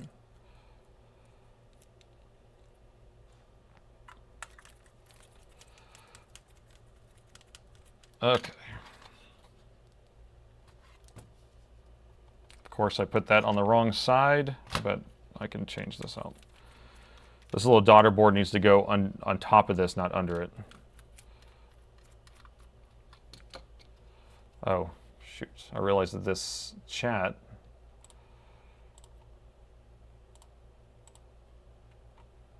There we go. Okay.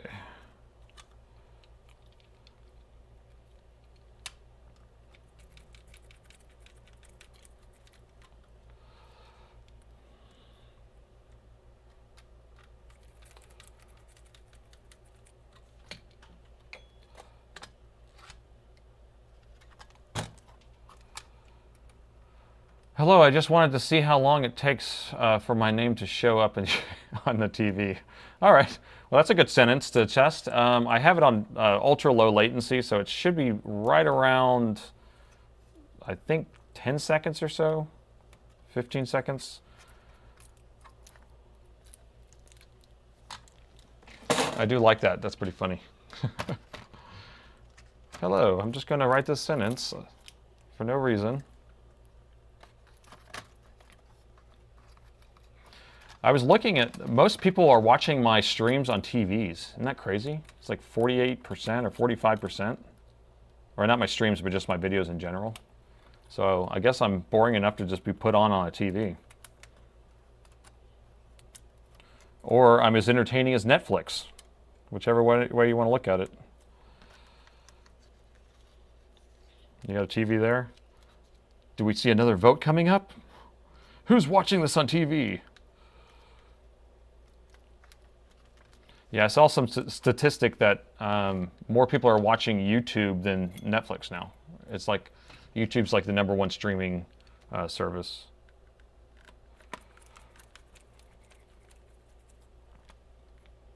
You're on a Note 20 Ultra. It's a pretty nice phone. I'm way better than Netflix. Woo! I like it. That sounds cool. All right, I got my 2 screws in there so the motherboard doesn't flop out. I got the cables, power button hooked up, and we have a moment of truth coming up. So we have 84% of the people think that I'm a genius and I fixed the board. And then there's still 16% of the people who think that I don't know what I'm doing. All right, we got to put it on this view, right? Wait, no, this view. There we go. We got 2.17 amps being pulled when I plugged it in immediately.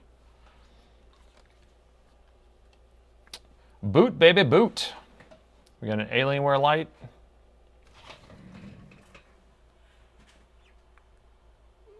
Did you see it?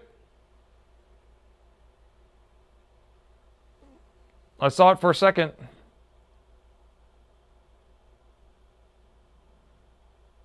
We have picture. That's crazy. But I think we still have another issue or something.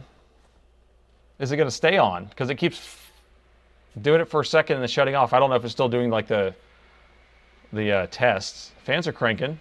So now is it testing the fans? Okay, maybe it's still testing everything. Because I was thinking it was still doing that cycle where it was like turning on and shutting off. Now fans are on full blast.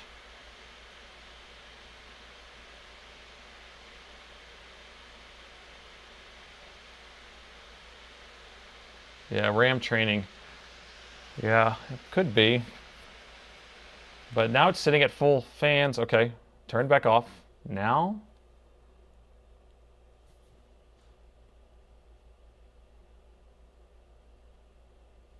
Now what? Nothing?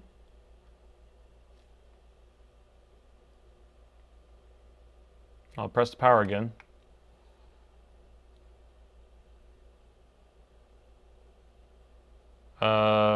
We have a power light and we got 0.15. That's a no-no. That's a no good. Okay, well now it's coming up. 0.87, 0.88. What does that mean? This one's a strange one. I mean, we did see the Alienware screen twice. It just flashed up for a second and turned off. So we know that it's kind of like, you're right. You're right. You're right. Oh, it might be the other BIOS. And maybe it was trying to turn on and it's like, what are you doing? What kind of hardware is this? I don't recognize this. And then it shuts off. Do we know which one we did though? It was the first one. We never switched to the other one, right? And we're not getting a blink code, I don't think. But I don't think it likes this. And I don't think I like that it doesn't like this. So, it doesn't need the battery. I don't need to put a battery in here. So we are going to flash the other one on here, I guess. I mean, I don't see a blink code. Someone else seeing something? We'd see 2 reds. We would see reds and blues blinking. And the current drawing is weird. So I'm not a fan of this. And I don't want it to like try to do something. We went through a CMOS reset because we don't have a battery in here at all. So right as we plugged it in, it did a CMOS reset. So I think we're probably more likely flashed the wrong BIOS on there. But we did see an Alienware screen. We had the picture! For a second. Yeah, 3. Did you see a 3.1 just now? I didn't see a 3.1, but if it did do a 3.1, that would have been a CMOS reset error, yeah. I didn't see a blink code at all. I wish I could. Did anyone see it? Sometimes I'm really bad at paying attention to multiple things. We almost saved another laptop! Okay. I'm not going to pull it off. We're going to pogo pin it, but I will do it in like 15 megahertz. Right. It was faint. Yeah, I saw it come on twice. It just kind of flashed on for a second. I don't know how fast it would show up for you.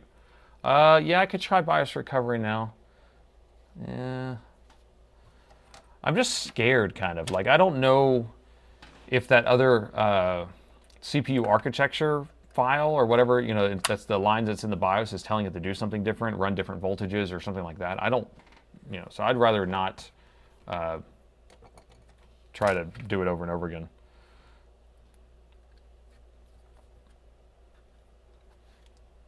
Oh, here we go again. I know. Darren, we're going in. You guys will probably want to see what I'm doing.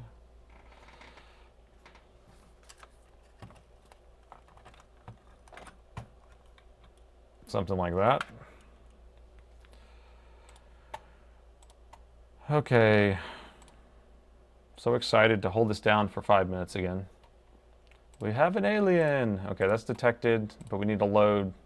So right now we have the ARKP loaded in there. Wait, so we did do the other one?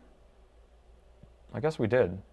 All right, so we're going to do that one. Oh, that's right, because we tried both on that same chip. That's right. Okay, so now we're going to do the other one.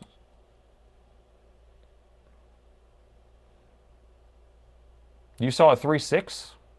3.6, what does that mean? I can't remember. Is that like a bad something? You have to look that up for an Alienware, though, not for anything else.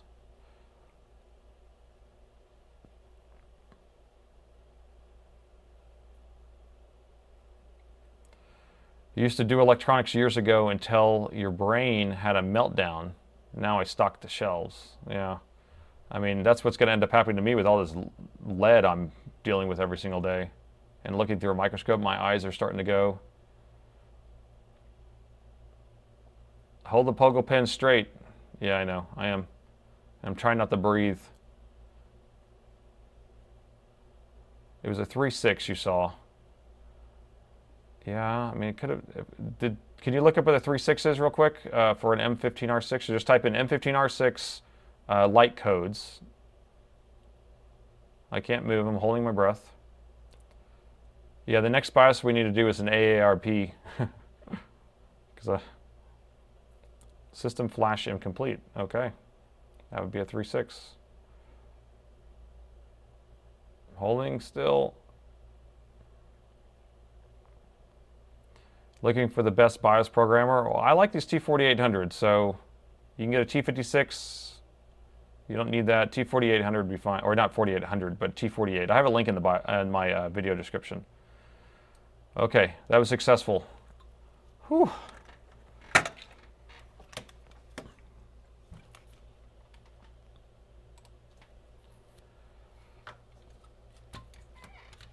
Okay.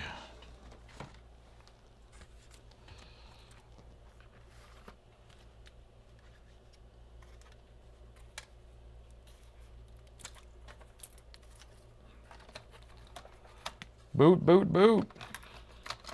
I'm sure this time it will work just fine. So for all the people who said it wouldn't work, and for all the people who said it would work, we're both wrong. Because it works with caveats, because it turned on, and then they got a Dell screen for a second and it shut off. So, I mean, that's a gray area, right? It works with caveats.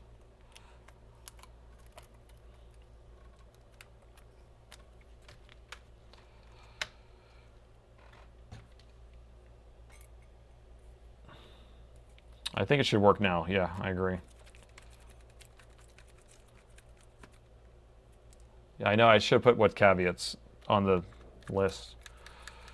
The problem is, I'm a really bad speller, so I probably went in the middle of the spell caveats. So now I can see it in the chat, and I can just copy it out of there if we need to. All right, so everything's plugged in. We likey.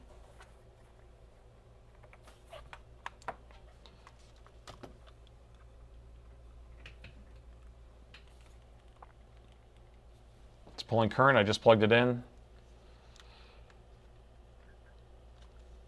And let's see what it will do.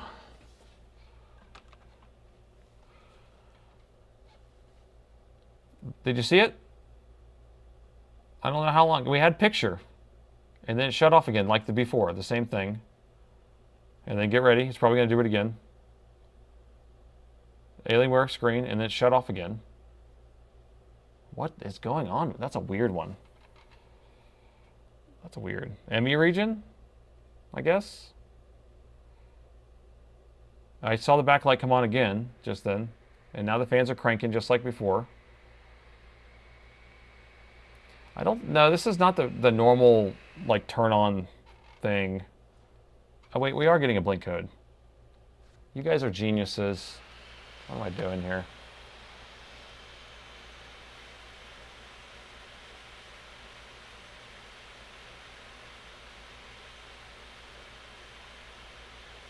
Yep. All right, who was the first person to post 3.6 in there? They win. They win. They're the greatest technician that's ever lived. Okay, so yeah, we're gonna have to do ME and do the whole. Let's just go on bad caps and get one, or let me see if I have one already. Yeah, I can show you how to hunt on bad caps for a BIOS. That can be fun. Let's do it. Unless we want to make one, but I really don't feel like making one.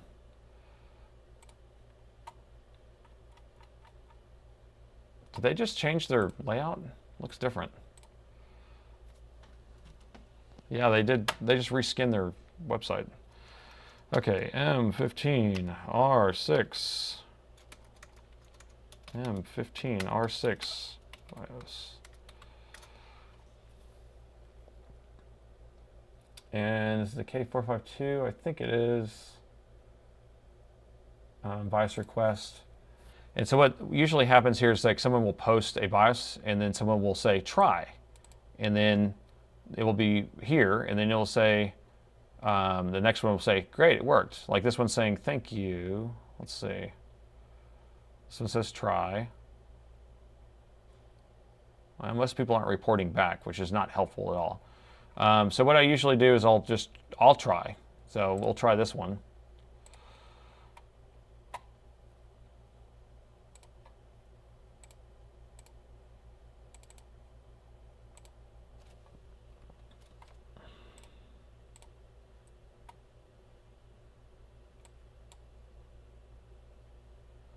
But what I want to do, let me make sure you guys are still with me. What I want to do is make sure that the ME region is actually not initialized. And so we need to use ME Analyzer. And so we're going to open ME Analyzer. And that's another tool you can find on GitHub. And we will just drag that file we just got from bad caps over there. And if we look at it, it says initialize. So this is useless. So if I put this on there, it will be bad. It won't work. Okay, so this needs to say configured or unconfigured. Okay, so if it says initialized, then move on with your life because that's not going to work. So we'll go to the next one. I need a BIOS for that. Blah, blah, blah. Thank you. Try. Let's try this one, this out image.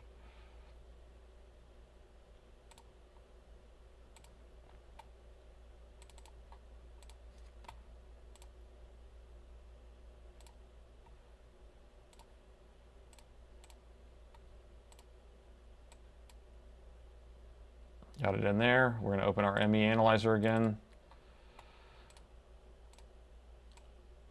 And I'm sure this one's going to be a clean ME anyway because it's an out image, obviously. But so we got it configured now, right? And so if you're questioning, like, is this even the right BIOS and stuff like that, we can even open our original, which is also a good rule of thumb, especially if you're just getting it off the internet like that. And so we'll just grab, here's the customer's original. We'll put it right here. And then we can compare these two. And what we're looking for are these two areas to match more or less. So this one actually has a newer ME region. So it's a 47 versus a 41. So this one's a little older. But it does have the same like chipset and everything like that. And so that's what we're looking for. And you see how the customer's is actually initialized and this one is configured. So configured is what we're going to use, and that one should work just fine. And so let me rename this M15 R6, and then I usually call this bad caps whenever I know I got it from bad caps, and then clean ME. Okay, so now we have that organized. Now we're going to go back to our stuff here. And let me check with you guys, see if everyone's still with me. We doing good still? I just can't see the chat when I'm on that screen, so that's why I have to check back in and make sure everything's good.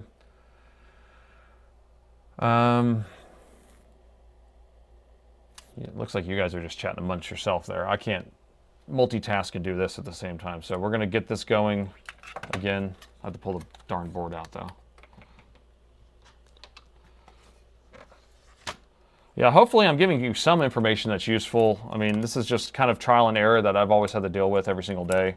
And you're like, okay, you're getting a little more information, but if I can teach you to fish, it makes it a little easier. So a lot of times you don't have the resources to kind of build your own. So going on bad caps, you'll be able to find stuff. That's also where you're going to get all your schematics if you want to look for those. And then if you just pick up one of these chip readers like this, then you'll be in business. Link into the description. Okay.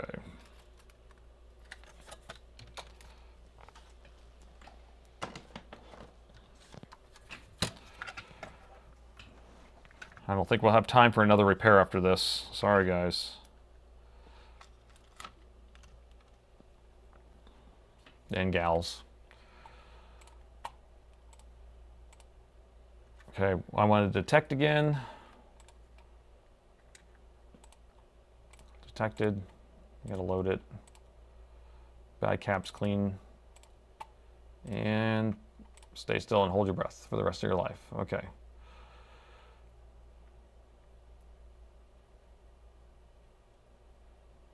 Yeah, BIOS was sort of detected. I mean, yeah. I'm assuming, because the thing is that the region that we pasted in there was only like the BIOS region, so there must have been some other corrupted area in there that it didn't like. And considering the actual chip was damaged, you know. Hello, welcome, Jay. How are you doing?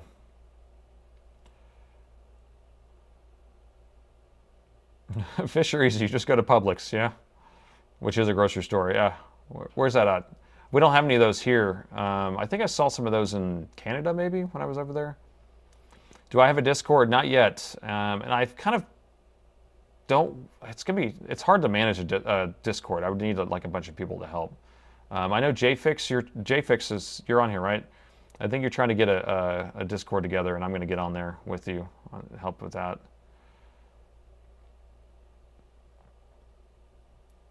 Why is there no dual BIOS chip protection? That'd be interesting. Having two chips? You know why they don't do redundancy on a lot of things is because it costs money, and if it breaks, they can buy a new one. But again, I've never seen a BIOS chip go bad. It's usually just corruption.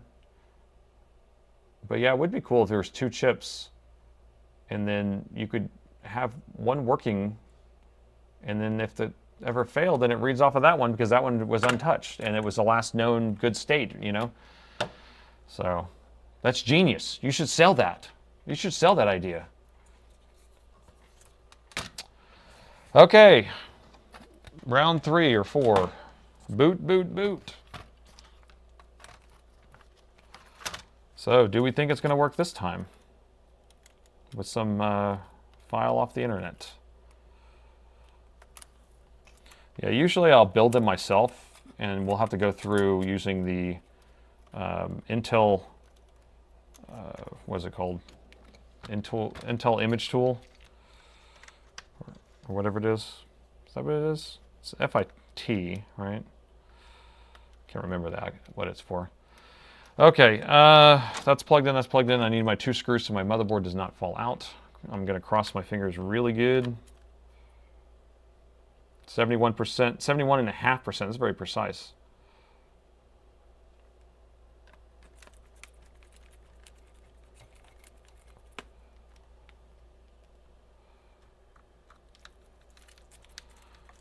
All right, my 2 screws are in. Board's not gonna fall out. We got a 90% chance. And, okay. We got our power meter up. Plug in is the power.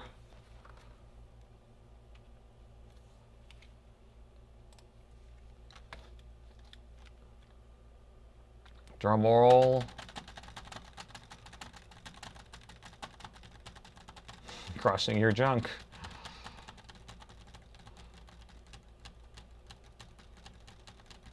Come on.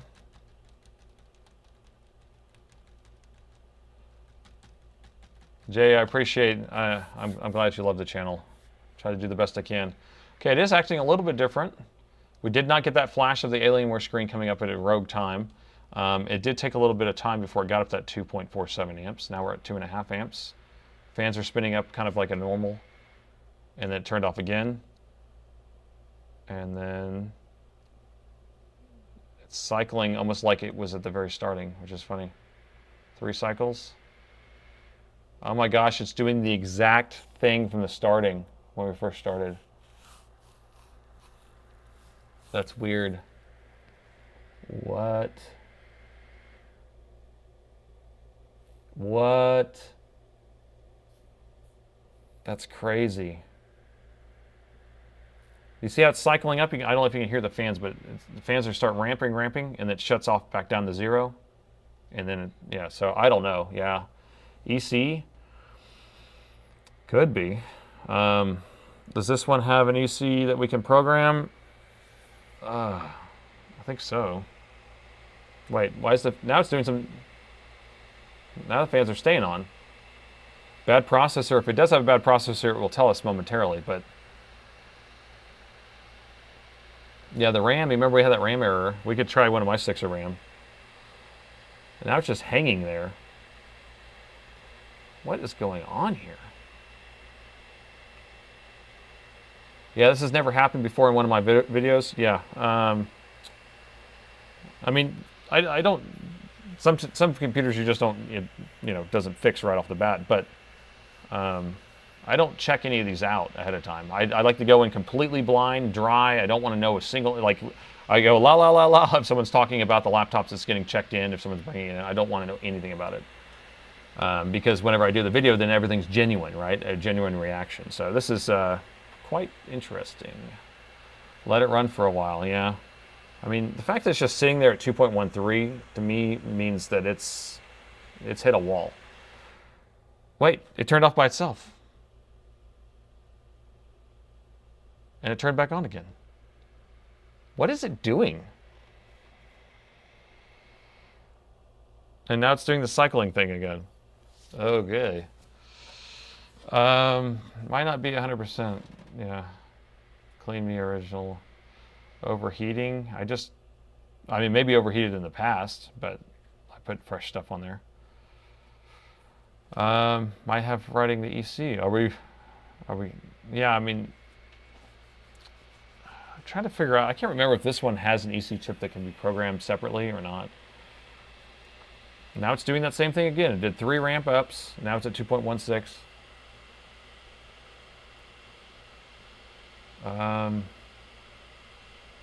But we're not getting that error light anymore, right? We're not getting the 3.6. Is the screen plugged in? I can look. I mean, the caps lock, this would work. It's not. If it was on, it should be moving around. We could hit enter too sometimes, and it will move ahead if there's something on the screen that we just can't see. Yeah, let's try memory. Let's do some other stuff before we start taking stuff apart and doing more stuff like that. So we'll try memory and I don't know what else right now. Oh yeah, the EC chip. I wanted to look at the EC chip. Oh, it's getting late now. And I'm not happy.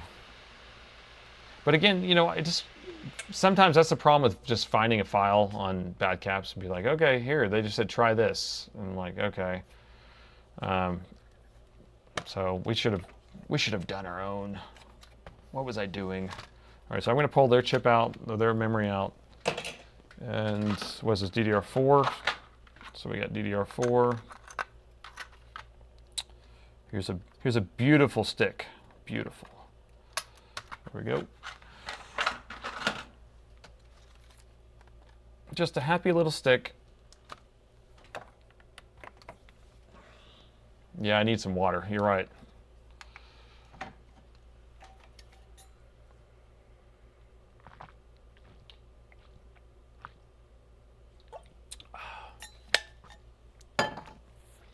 Okay, that feels much better. Powering on. 2.5 amps.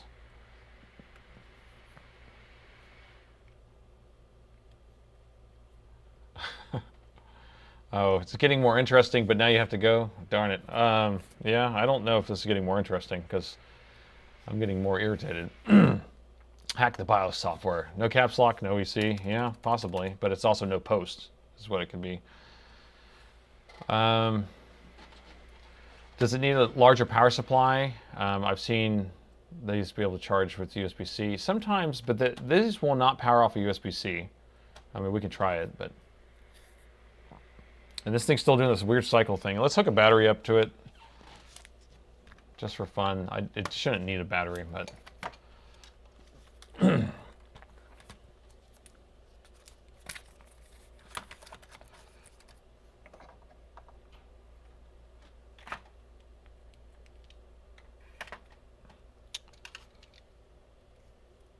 Try another one from Bad Caps on page 2. Did you find one? Is there a better one on that page 2? I usually like it when it's like, here, try this. And then the person's like, okay. And then they try it and say, it works great, thank you. Like, that's exactly the type of feedback I like. And then I'm like, okay, I'll use that one, not just some one that... Because, I mean, I could post one on there and be like, here, try. And then if nobody says anything like it worked, then I don't know if it worked or not. You want to get the thermal camera out? The problem with getting a thermal camera out is, did you see that there's 2.5 amps being pulled here? That means that the whole board's getting hot, so you're not going to be able to see anything. It's only whenever you have this lower current. If it was sitting there at like 0.15 or 0.3 or something like that. Okay, so we have a battery installed. We have a new stick of RAM in there. We went up to 3.78 amps, which is exactly the same MO we had on that original.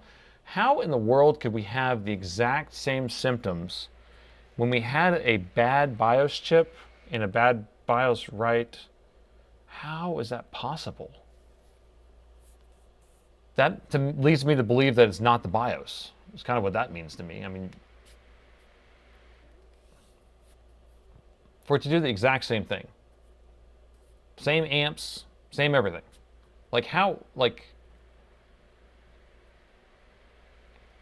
Reflow the chip, bad EC chip. I mean, yeah, we could leave back the bad. Yeah, let's do EC next probably.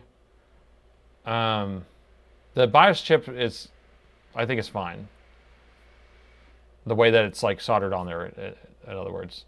The EC would probably be more logical as being an issue because it handles a lot of the stuff here. So I think on this machine, let's see, nope. It's funny because let me grab another one of these boards.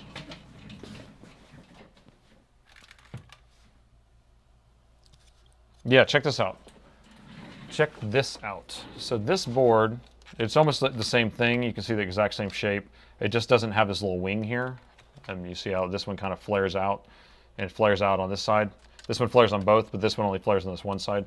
Anyhow, if you look at it, you can see the connectors here. We see this has a keyboard connector, and this board's EC chip can actually be programmed through my EC programmer through the keyboard header. But you see how this one doesn't have it? So, fun.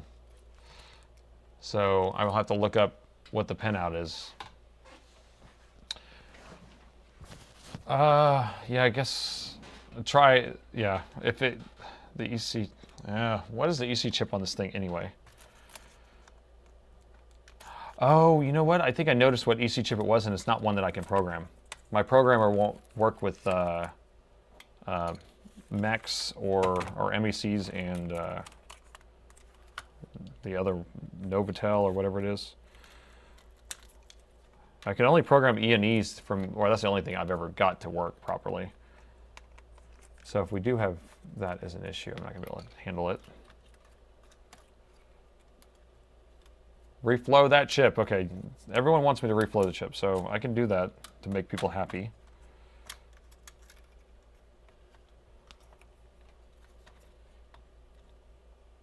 Yeah, remove the RAM and see if it does something different. Yeah, so it should actually give me a 3.2. So what is the EC chip? The EC chip is called, it's an embedded controller. And so it is a microcontroller that runs a loop of code. And it has a bunch of GPIOs on it. And so if you think about it more like an Arduino or something like that, where it's constantly checking a bunch of just inputs, well, the keyboard controller, or the keyboard connects with it, the power button connects to that, and the EC chip actually, I think even sometimes a touchpad, and there's a bunch of things that interface with it, but it also handles the charging, handles the starting up of the board. A lot of times whenever you have a machine that when you plug in the board and it turns on automatically, it has a self-programming EC chip. And so that's why I kind of think this one's a self-programming one. And then, yeah, see this chip that's right here, this is the EC chip. And this is not one that I can do. This is a microchip, the MEC 1515, and I can't program these. So, but I'm pretty sure these self-program anyway from the BIOS. So I don't think the BIOS is, I don't think the EC chip's going to be, the programming is going to be an issue because it's getting programmed from the BIOS. But you guys want me to reflow that, so let's do that real quick.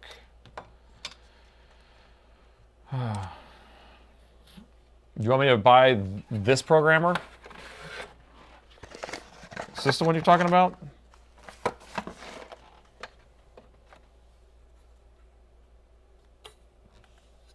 Or which oh, is the SVOD? Is that one good for the EC chip? I don't know that one.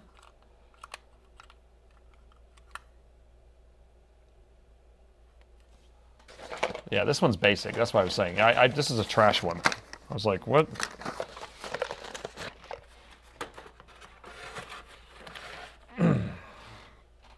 Yeah, I probably need to buy another EC programmer that can program other chips because I can only do the E&Es. All right, let me reflow this. We had picture for a second.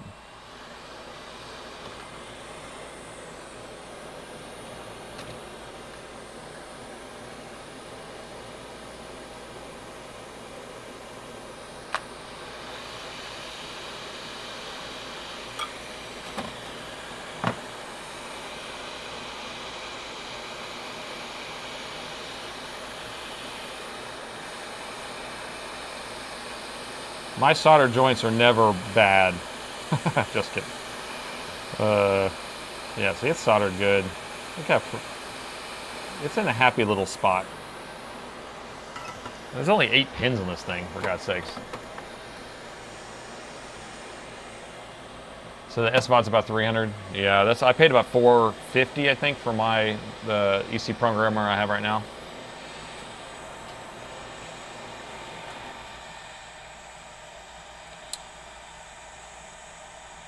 All right, so we'll put it back together one more time, and then we have to probably finish this tomorrow. But we could try it without RAM, like was suggested. And I'll probably, you know what's going to happen is tomorrow I'm just going to put another BIOS on it, and it's going to work. That's what's going to be annoying. So maybe we should just keep doing it until it works, right?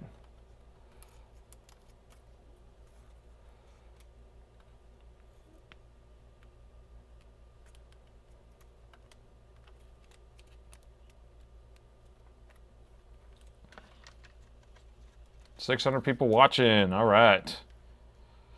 And I wonder how many people are bored. We'll put up a vote.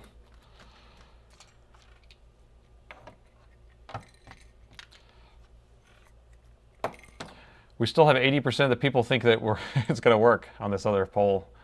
238. That was 39 minutes ago. This thing should have worked 39 minutes ago. Can you believe it? And yet it's still not working.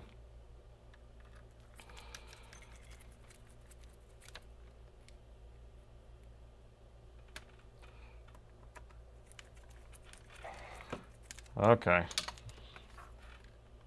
Power button, screen, that. Okay, we're going to try it with RAM, and then we'll unplug the RAM and see what we're doing, see if we get a different code, error code.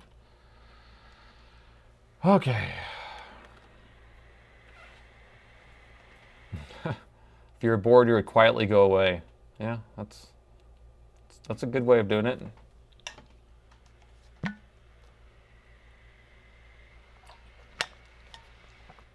Come on, little BIOS, be happy. Be a happy little BIOS. It's doing the same thing. It's just like, it's maddening. I just, like, why? Why would you have a new BIOS chip and a completely different image? Unless, did we flash the wrong image on there? That would be funny if I put the wrong image on there.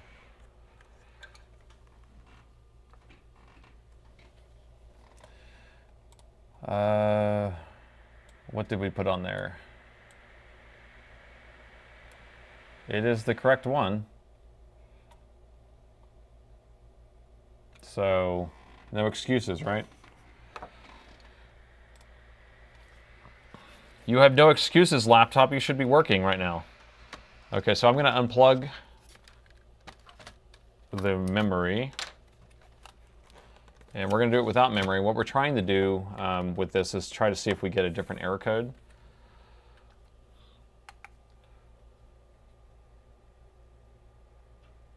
Yeah. So we have Pillow says he is bored. Oh, bored question mark. Okay, I thought you were saying you were bored. It is nerve-wracking, like you are having to repair it yourself. Yeah, this is, but I'm glad that everyone's entertained, because this is not fun.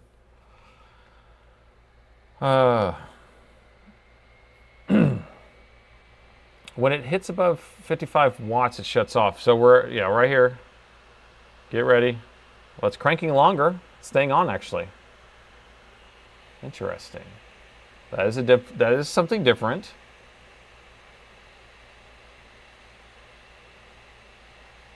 Huh. It's just hanging. We're going to wait for this little guy here.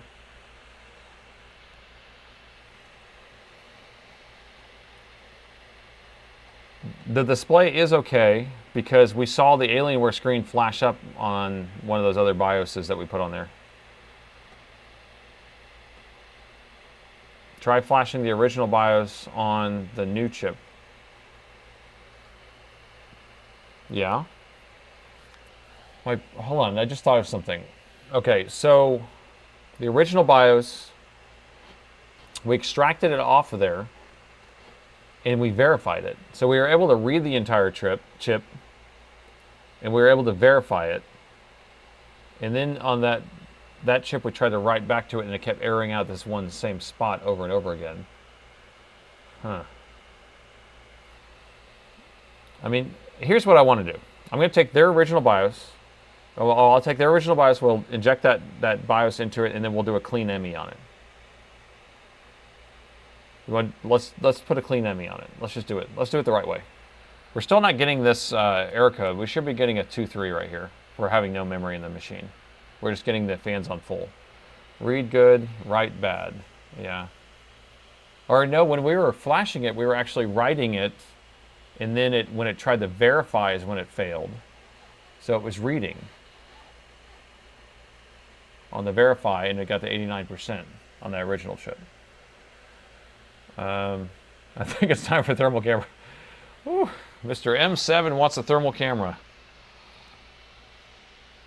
Well, you would see a big ball of heat is what you would see right now, because this thing's on fuego.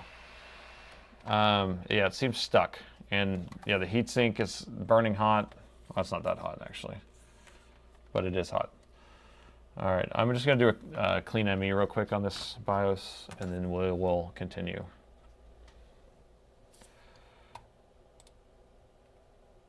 So here's how we do this.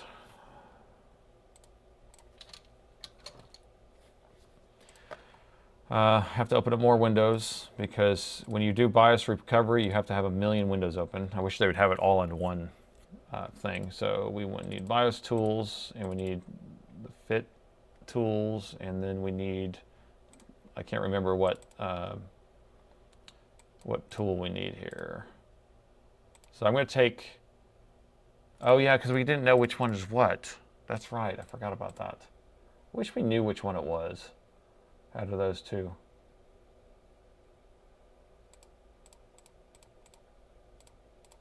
There was a way of figuring it out, and I figured it out a while back on a different machine, and then it was like, I was able to search in there for something, but I cannot for the life of me remember. But, so should we just clean his original one and keep his the rest of the BIOS data?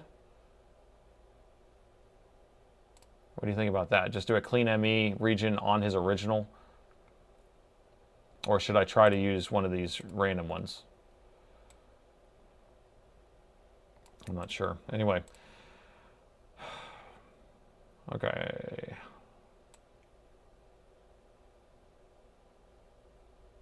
Pull the BIOS from a working machine. Yeah? And then clean it.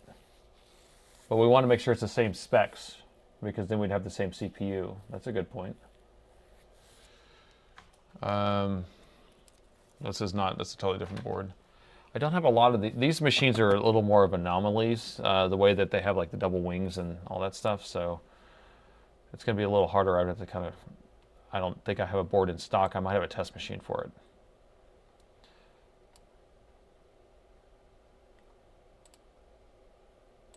You think the one from Bad Caps is fine? I don't know about that. I'm not trusting the one from Bad Caps right now. All right, I'm just going to take this one right here. Eeny, meeny, miny, mo. We're going to take this one right here. Sorry for the being indecisive here, but I just am at the end of it here. Another 12-hour day. Okay, so the reason why I'm going in the ME analyzer again is I want to see what this number is, so 15.0, and then this will tell us what tool to use. So we're going to use this flash image tool of 15.0. And since this is initialized, what we're trying to do is our goal is to make this not initialized. And so we will open that tool, which is 15.0, and I have all the tools here. And 15.0 is this guy or this guy. I have two different versions. We'll try the newer one. We'll open the tool up. Let me clean. I figured out the other day that if you leave a folder in here, it will create duplicate files in there if it's actually named the same, if you're ripping out the same chip. So do not do that. So I'm always deleting these out of here now. So I have no folders in there. And even this out image, I don't want that in there. Okay, so we're going to open the tool. And we will drag the file, le file in here.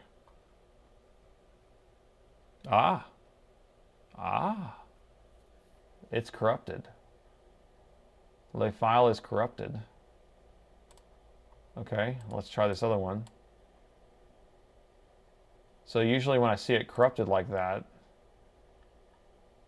it's because it has like a bad ME region. No, that was corrupted too. Let's try his original. That one doesn't work either. We'll try the Bad Caps version. And that one loaded fine. Yep. Okay, so...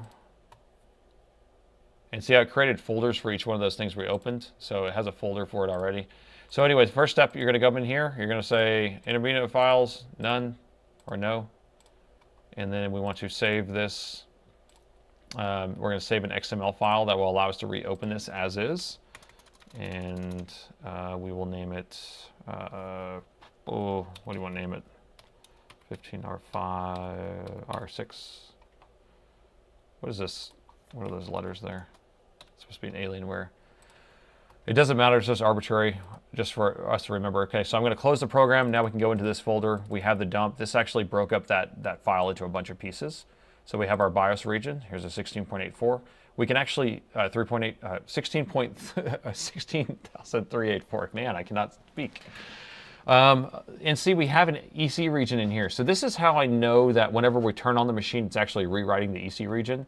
And so this area right here is going to be what it's writing when we do a CMOS reset. And then here's the ME region. So this is what we're going to replace. This one probably, this is the bad caps version, so it probably has a good ME region already, but we're going to replace that. We're going to replace this, and that should be good. You know what we can do it at? We can do it out of here. Let's do it. So here's that extracted file from Dell that we broke into pieces. You remember we had two different versions. We had this one and that one. So I'm just going to go to the top one. Here's our BIOS and here's our ME region. I'm just going to take both of those and I'm going to put them in here. Robert says it's too painful to watch. Oh, all right. Yeah, I'm pretty pained out too. So we're going to copy this file right here, the file name, and then we're going to rename this with the same file name, because what we're trying to do is we're trying to replace it in this folder. And then this BIOS region, we're going to copy this, and then we're going to get rid of it. Boom. Okay, so we have all that, and we're going to delete those.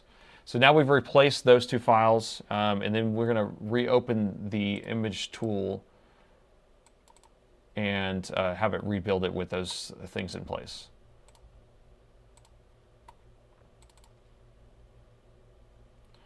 No pain, no game.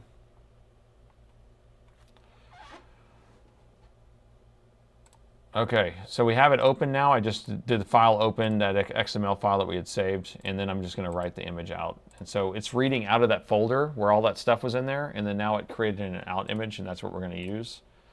And I'm going to copy it out of here, and we'll put it back into our folder over here. And I'm going to call it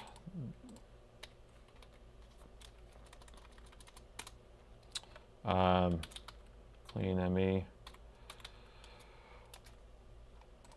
And the name is the same as the extraction name of his chip, so we'll keep that in our heads, that we know that that's what it is. EC region is clear. Yes, oh no, I didn't clear the EC region. Should we do that too?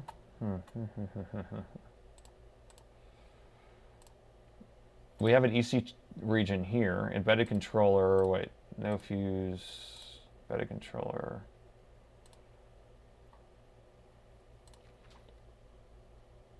See, I don't. Fused embedded controller. It's 200 kilobytes. See that? And so the one that's in here is 1,000. So we would have to find the region that's the same and put that in there.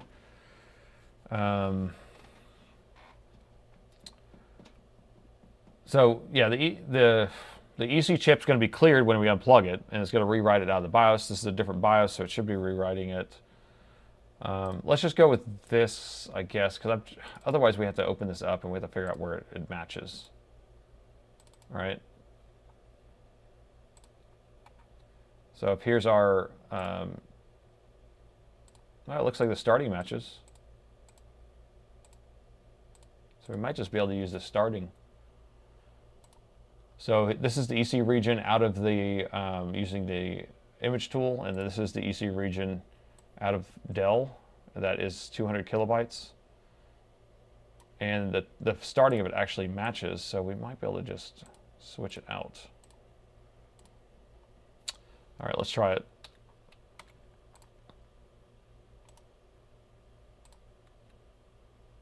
Paste. So let's see how far it goes. So it goes down and it goes into some white space. And it does end at a block that seems pretty round. And then it has all this other junk over here. So I don't know what else is in this file, this EC region file, but we're gonna go with it. Save as, always save as.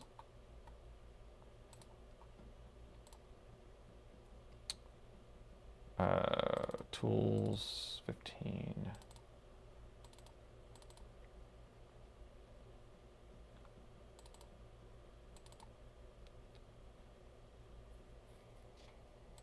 PC region.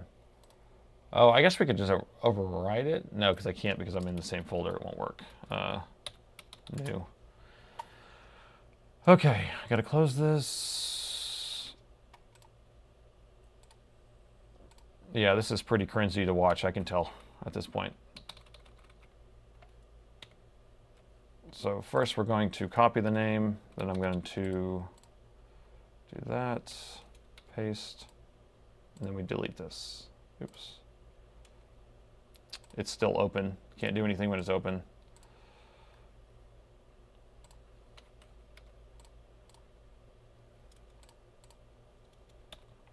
Okay, now we have all the files. We've rewritten every single thing based on what we've extracted out of Dell's recovery BIOS from their website. So now everything's built in here again. I want to go back and we will reopen the image tool and then rebuild it. One more time. So we're going to open file. I haven't been reading the chat, guys. I'm sorry. I'm kind of preoccupied at this point. We're going to build that image again. And now we have another out image right here. We'll cut that and we will put it in here and we will name it another name. So I will take that same name and then we will append new EC. Something like that. Okay. We have some files. We have some files. Anything I missed that I need to be paying attention to at this point? I finally have all of our chips. And when I'm in that other screen, it's hard for me to see the chat. So could the ECB chip be faulty? Well, yeah, I mean, it could be. There could be a lot of issues with this. I mean, the fact that it ramps up, turns on, turns off, did this, but then we saw the Alienware screen for a second with the BIOS that I created, but then when we put the BIOS that we got from Badcaps back on there, it went back to that same corrupted crap, so I don't really like that. It's always the EC chip. Yep. I bet you I fixed this already. If not, you're doing it live. What? Wait, did you just say, I bet you fixed this already? If not, you wouldn't be doing it live. I don't know if you're just kind of logging in, but there was 3 different computers that anyone could choose from. Yeah, so I have no idea. You know, we're definitely, everything's happening on the fly. Remember, I don't look at a single thing on a computer before I work on it. I do not want to know anything about it. I plug my ears.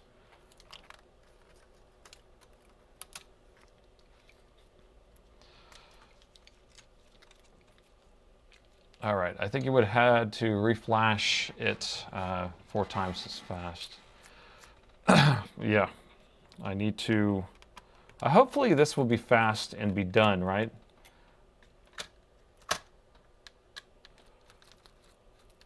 Time for me to go to bed, yeah.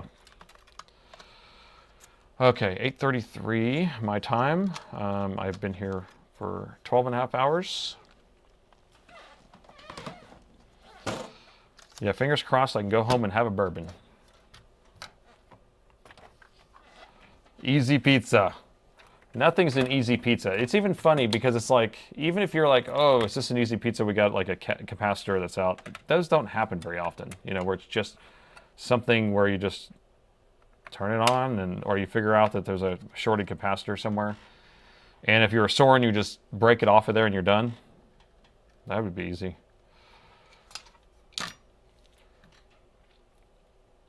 I wonder if he's going to do any more of those live streams. I like those, though. Do a poll again?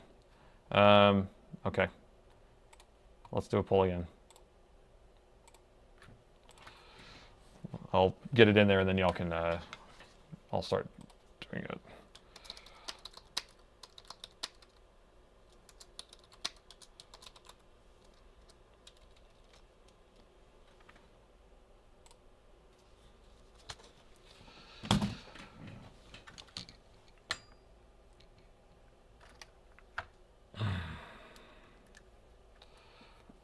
We need a pizza fund.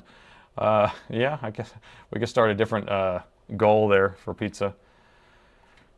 All right, do we want all these cameras? I don't know if y'all like seeing all this stuff up here. I'm assuming you do.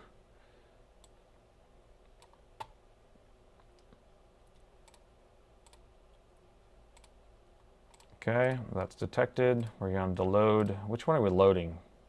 Are we going to do the one with the EC chip? We should have done a poll on that. I'm assuming. Yeah, I guess we'll do the one with the EC chip.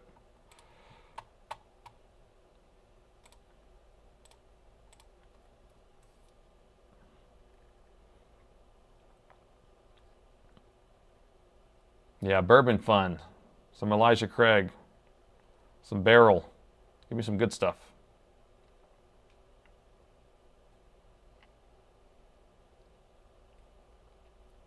It'd be delicious. That's right. Have you seen those shirts? I got some delicious shirts.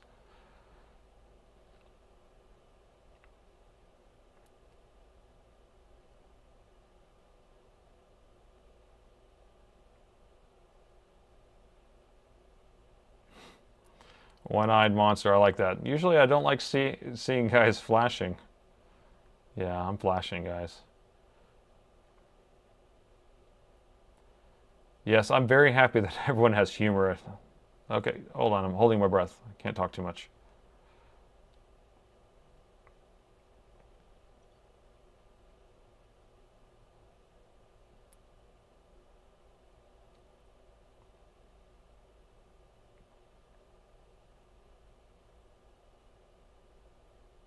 Sorry.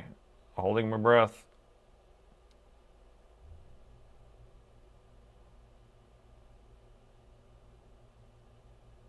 Yeah, don't make me laugh. Oh, gosh.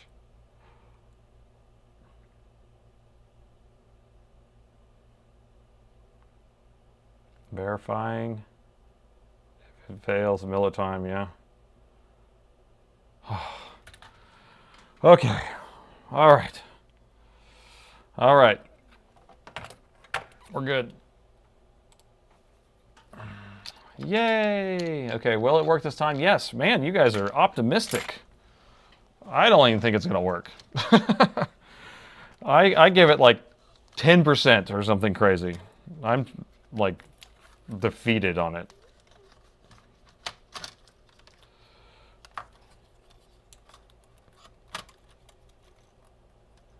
And now the percentage goes down. You guys don't listen to me. You have your own opinions.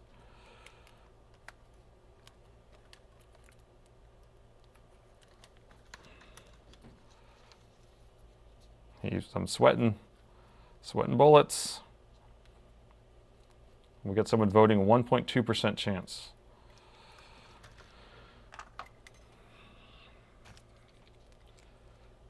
Yeah, I think I don't know, if this doesn't work, I'm gonna go home. And you know what's funny? Out of the stack of 3 laptops that were there, I was like, I hope nobody picks this one because it's gonna be boring, right? And because it's just gonna be fast and easy, and this has been an adventure.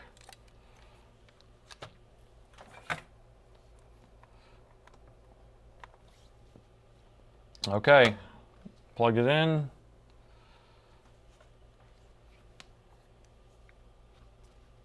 We've got an Alienware Lite, but we don't have any current draw. Oh, we got current draw. We have current draw!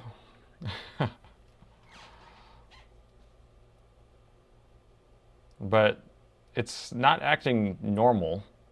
0.15 is not normal. But we do have fan. Yeah, the EC just probably got flashed. We have picture! We have picture! Woo! Look at that. Oh, and that turned back off.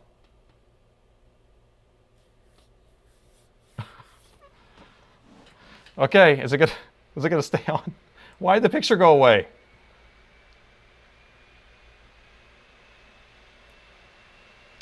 Manufacturing mode. Yes, so it rewrote the EC chip. It rewrote the BIOS chip. We have no service tag anymore. We have nothing. Everything's brand new. So I have to get it out of manufacturing mode. Let me do that. So different machines do it different ways. So this one's going to be Alt F to get out of manufacturing mode. Okay, we're out.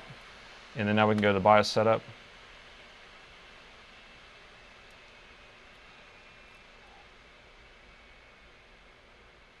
Look at that. And it wants me to set the service tag, which I'll do momentarily, or I'll do it later. And then let's boot into diagnostic. Let's plug a battery in. I want to make sure it charges. I can't believe it. So 73% of you guys had faith. You guys trusted in me. And I only gave myself 10% chance. I think it's because I was defeated. But I have to remember that. Yeah, that was perfect. It rewrote the EC chip. I usually don't do it like that. And I will add that to my repertoire. Okay, we're going to boot into diagnostics. I don't have a hard drive, that's fine. And I don't have some of the stuff plugged in, so but it is running the diagnostics. Last vote was 85%. Okay. I'm going to end the poll now. So we did have 25% of the people. Just a happy little laptop.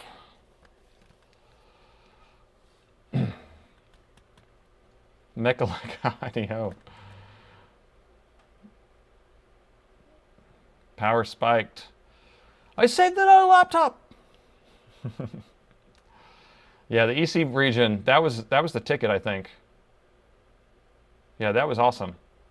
Now, the thing is that the EC region was being rewritten anyway because the version of the BIOS that we got was not the customer's original version. So it was, from bad caps anyway. So that region would have been different or newer. But I think what the trick was too is that because if we're injecting a version of a BIOS, so like we've downloaded the most recent version from Dell, and the kind of the shell, right? So you have like, the whole BIOS file is 32 megs, and then maybe 16 megs is the BIOS region, and then you have the EC region. You have some other regions. Well, if kind of the skin or the shell of the whole layout is different, or this region, the EC region, is older than the ME region or the BIOS region, maybe they're not all matching. So the fact that we replaced all three of those things from the downloaded BIOS recovery file, I think that was the ticket. I think making everything match was the was proper nice. Proper nice. So, so that's all working. I want to look at the battery charging. So it says battery's at the end of its usable life. This isn't the customer's battery. This is just a test battery I have.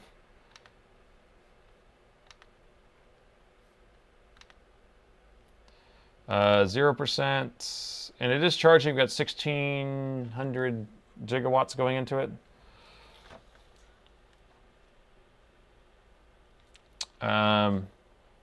So 1.6 amps going into the battery.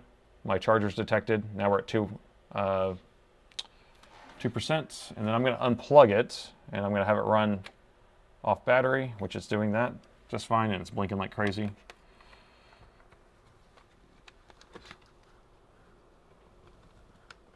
There we go. All right, so that wraps that one up. That was awesome. And I'm glad I did not give up. I almost gave up, because if I would have went home and and then I came back in the morning and I would have done what I just did, and then it worked, and then there was, so that was proper nice. Proper nice.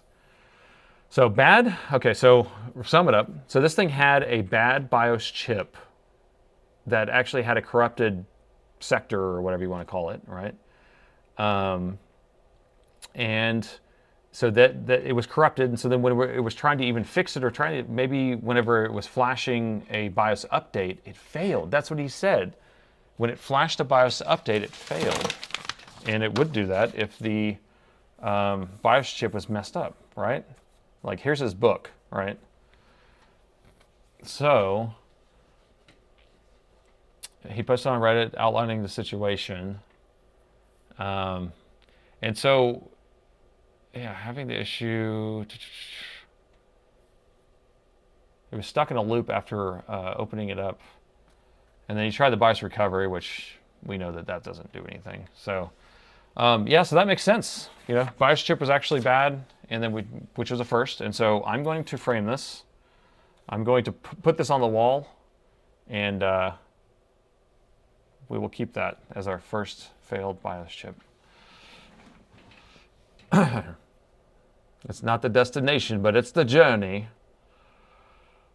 Oh man. Well, I'm definitely happy here, and I'm very sorry for anyone who got bored from me having to flash the chip a million times.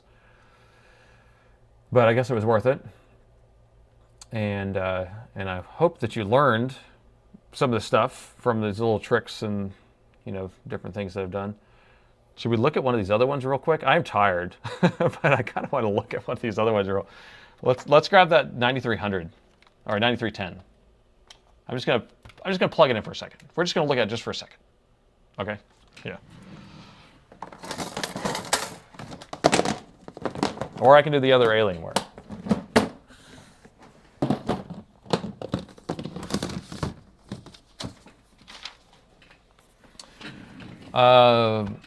This one, the customer says, here, let me get his notes out.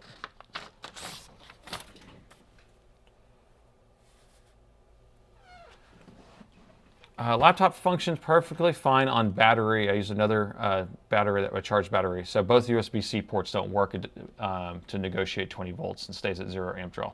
Sounds like he's been watching my videos, doesn't it? Right?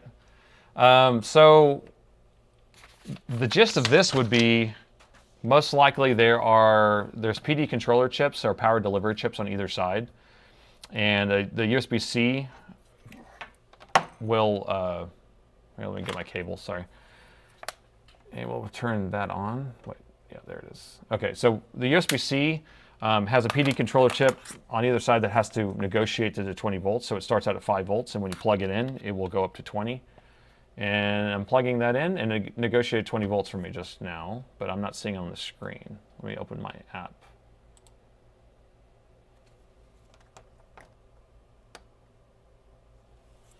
Okay. OMG. I just plugged it in. It's powering on, it's pulling current, and it's beeping at me. We have picture! Does he have a bad charger? This doesn't even make sense.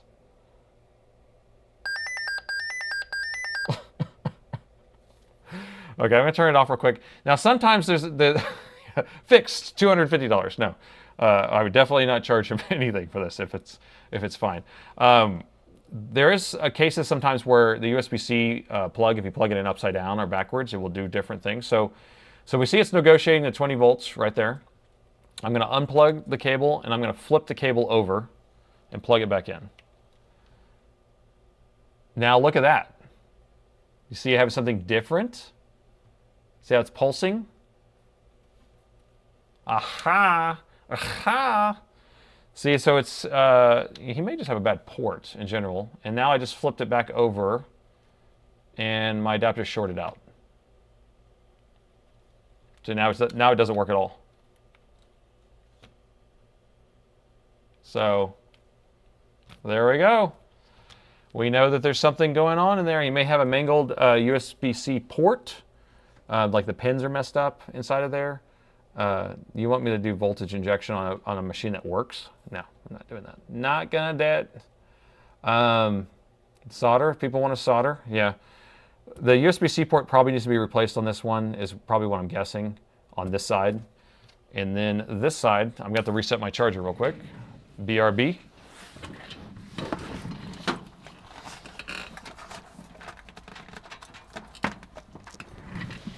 So while that, I have to let it be unplugged for a few minutes, or like 30 seconds for the capacitors to discharge.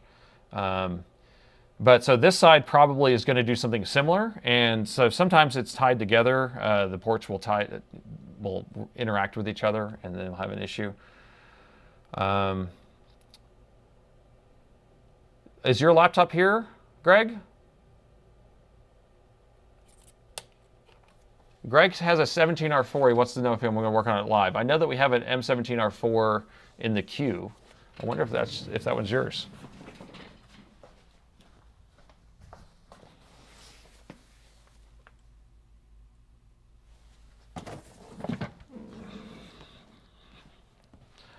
All right, Greg, look what I found. All right, so I'll work on this one later. I just found, so Greg's in the chat, and his laptop's right here. Let's look at it.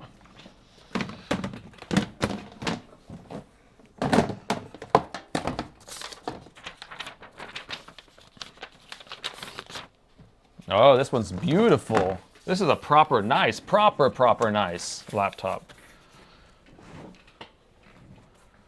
Yeah, shout out to Greg, everyone. We're working on his live right now. Spontaneous, though. I don't even know what the message is there. Oh, a 3.5. All right. 3.5. Oop. Uh-oh. Sorry, guys. Wrong knob. Okay. So here's his message.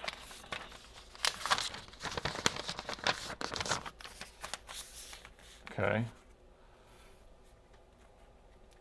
So you're getting a 3.5 error, and the motherboard has been replaced once, as well as the keyboard and screen. So what else have you not replaced there, Greg? Yeah, okay. What kind of 3.5 error are you getting? So do we know what a 3.5 error is, everyone? It's power rail failure. That's what it should be, at least, on this machine. I don't know if I have this exposure right.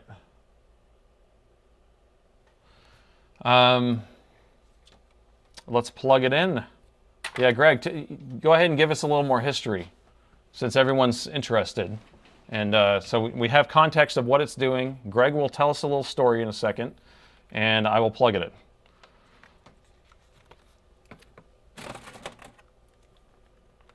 It's a beautiful, proper nice. Hit the power button.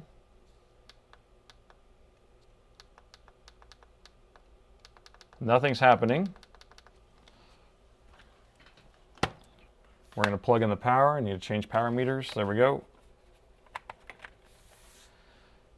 And 0.02, so EC chip coming on. Open the lid. We got a trigger. And went to 0.2. That's no good. That's not good, Greg. That's not a good one. Okay, now we went to 2 amps. That's good. Yeah, go fix me funding. Well, that's what I have a goal set on this chat on this stream that any money goes to that actually pays for these people's repairs. So if you guys want to donate to that, then you'll donate to Greg's getting his laptop fixed. All right, so we're getting a light here. Yeah, it'd be funny. Is it the BIOS again? Let's go ahead and flash the BIOS all over again. I'm like, oh no. I do not want it to be a BIOS again. I will shut the lid of this laptop and go home immediately. I'm waiting for our error code. We got the Alienware head. You guys are cracking me up. Oh my gosh. It's always a BIOS. Oh, it'd be funny if this thing just turns on. We have a picture. Michael, thank you for the donation. That's for Greg's computer. I'm putting that towards it. So every single dollar that's contributed, I'll be chipping away at his repair bill here. All right, so we are getting a light code.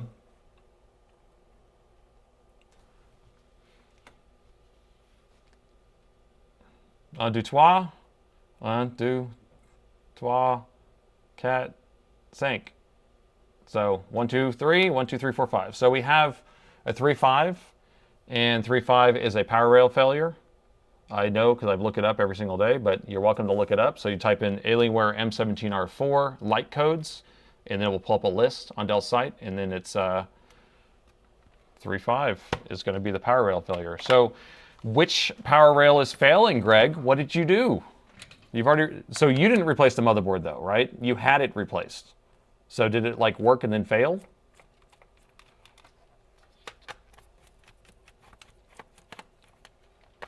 I'm putting Greg on the spot. You asked for it, buddy. That'd be cool if it's just a bad cap. That'd be an easy pizza.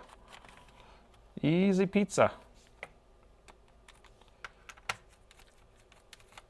All right, we got David saying it's going to be the 3.3 volt power rail.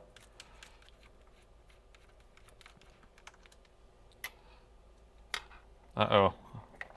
I'm mixing screws. Hold on. I just realized I still had the screws in there from the other repair. Don't cross the streams.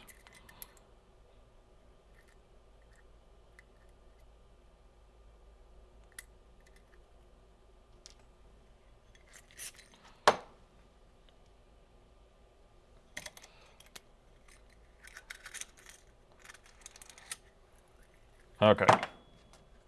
There we go.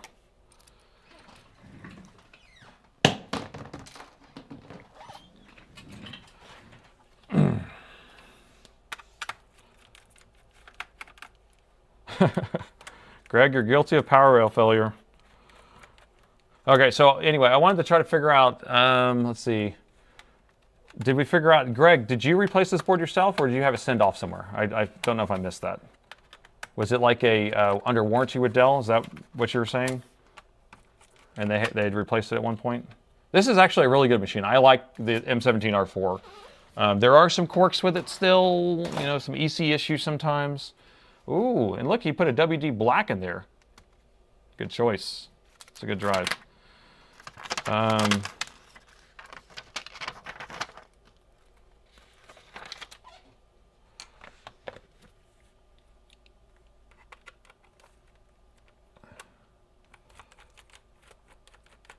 Oh, the gold timer ended. Ah, you're right. That's funny. Start another goal. Go. I didn't realize that. Okay.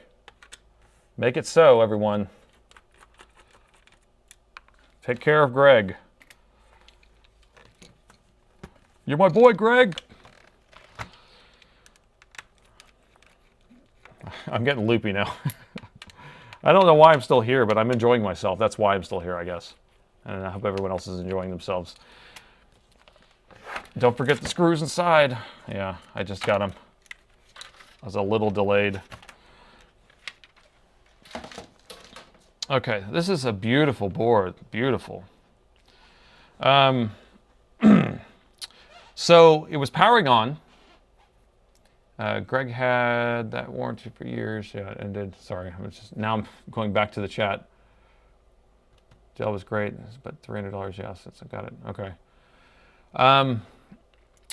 So when I'm kind of thinking through this, the main power rail is going to be present because we had the machine power on, right? So the power button was lighting up.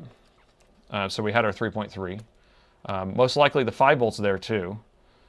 What I'm guessing would be missing, I have the battery unplugged, everyone. I'm going to pull the board all the way, and I have a power button and a DC jack right here because I work on these boards all the time. So I will be able to test this on the bench without having to have it in the computer and see if we can get the same error code. I come prepared. I come packing. Thank you, Mark. Thanks for the donation. Let's ask ChatGPT. You know, I had a funny idea to have a whole series on asking ChatGPT how to do certain things and then following it verbatim and seeing if it can, yeah, I don't think it would work out, but they do scrape my content, so maybe they are learning. So here's something that most people will mess up. This is an interposer. The way that this board's set up is it has a daughter board or a sideboard here, and then the main motherboard. And then there's this little interposer board or connector. And it has little tiny pins that always get bent up when people aren't paying attention. They will bend it up. And so we just need to check it and make sure it is good.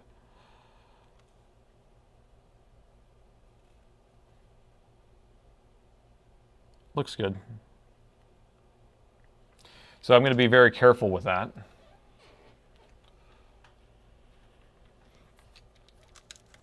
And we'll continue removing the board.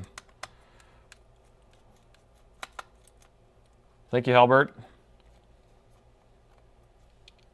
Greg, you're getting some help. Chipping away at that bill. We don't even know if I'm going to fix this yet, though. This could be a lost cause. Nah.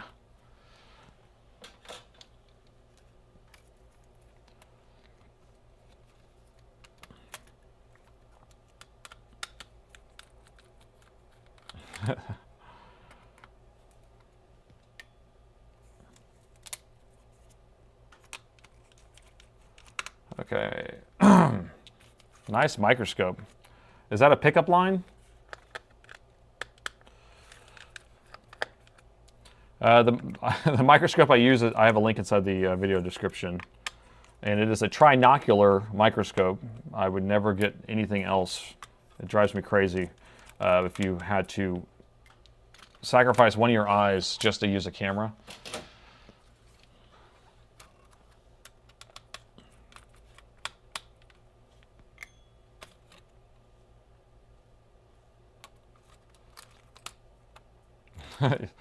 Yeah, my family is probably questioning it. They knew I was going to be here until about 8:30, and now it's 9, so I'm a little bit past time. They may be wondering where I am. I mean, it's like you want me to go home.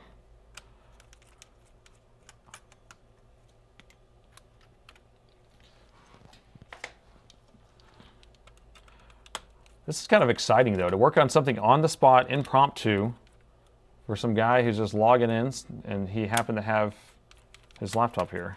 So I thought that would be kind of fun.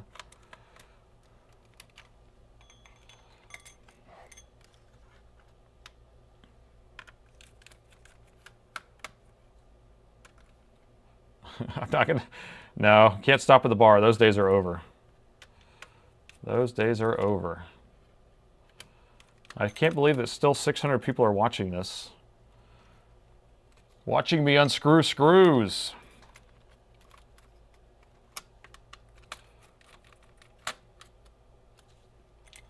Okay, are we out yet? Almost there, almost there. Greg, I will be gentle, I promise. Okay.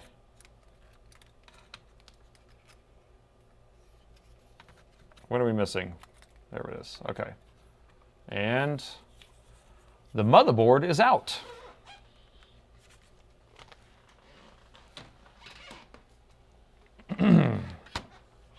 All right, let's take a quick look around the board here. Oh my gosh. Oh. Let me get another sip of water.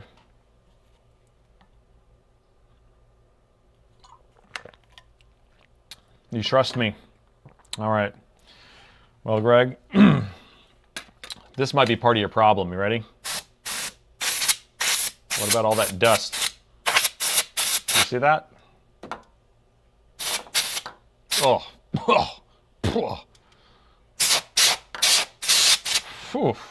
Give me a gas mask. Greg, you should keep your fans cleaner. They weren't that bad. Okay, so the 3-volt and the 5-volt power rails are right here. We have the, I think the 1.8's right there, and I can't remember what those are, but we're going to scope out some of these. So I'm going to put this DC jack on here, and we're going to put the power button on there. And that way we have a way of looking at stuff while we have it on the bench.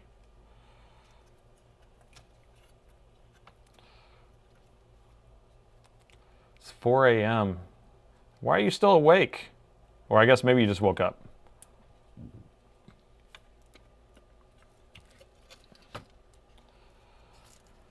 Okay, we're going to plug in the power. Do we need the power meter? I want to set it up where we have the power meter and the chat, because whenever I have to go to this other screen, then the chat goes away. I kind of like having the chat there. All right, maybe I'll put that on there real quick. Give me a second.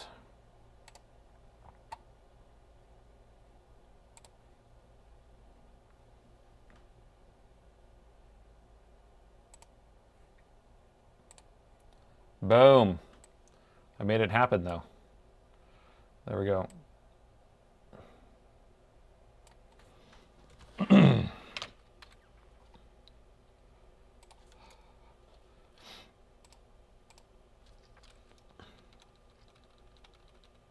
Okay. Now we have it both. Best of both worlds. Okay, so we can see the current. So now I can plug this in and we can see the chat, so we can see you guys talking at the same time, or speaking, or chatting.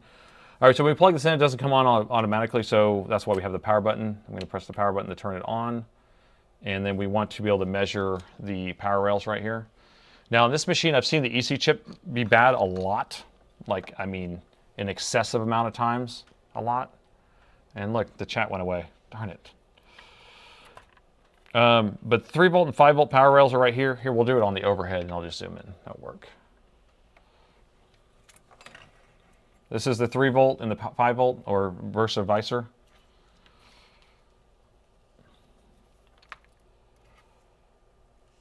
And that's 5 volts is up and running, and 3.3 should be up and running. It is. But the one that I would think might be missing is this one. Yeah, so the 0.1 volt rail is up and running. What do you think about the 0.1 volt rail? The machine's off though. Hold on, let me turn it back on.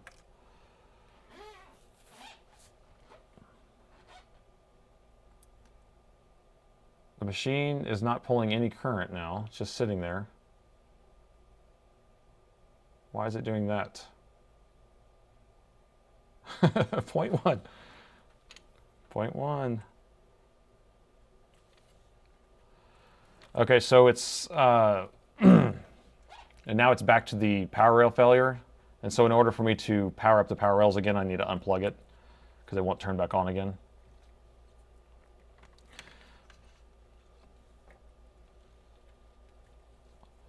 All right, so now we will go back,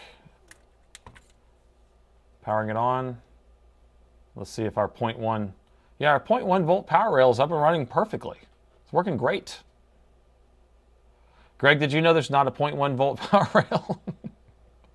I think this one's supposed to be like a 1.8. I'm pretty sure. We can grab a. I'm gonna grab a test board real quick.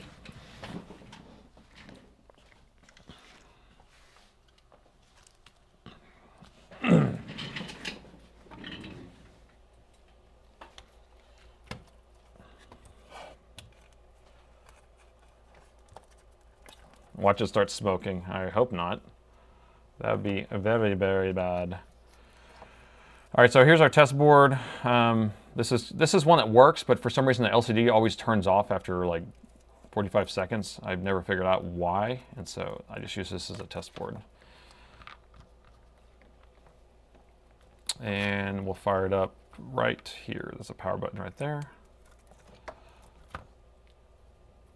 It's powering up. I don't have a heatsink on here, so we're going to operate fast. And so this is a 1 volt power rail, not a 0.1, right? And all the rest of them are up and running. I'm going to unplug it so we don't burn it up. So we have an issue on our 1 volt power rail, which would be the chipset. I think it's the chipset one. So here's the chipset on this machine. And so this is probably what's powering that. And so I don't think we have a short because it would probably be pulled lower than that. But 0.1 is not correct either. So let's remove the heatsink.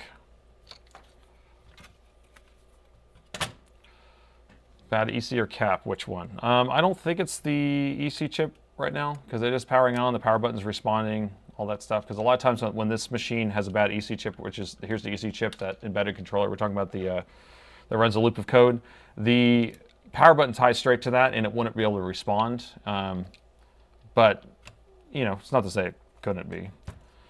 So I'm really good at remembering to unplug my fan before I take the heatsink off. Oh, here's something crazy on this machine. It's crazy. Oh my God. Come on. This is the stupidest design ever. So these connectors right here, if you plug, this is the correct way where the metal's facing up. I could flip these over and shove them in there and plug it in. And you know what that does?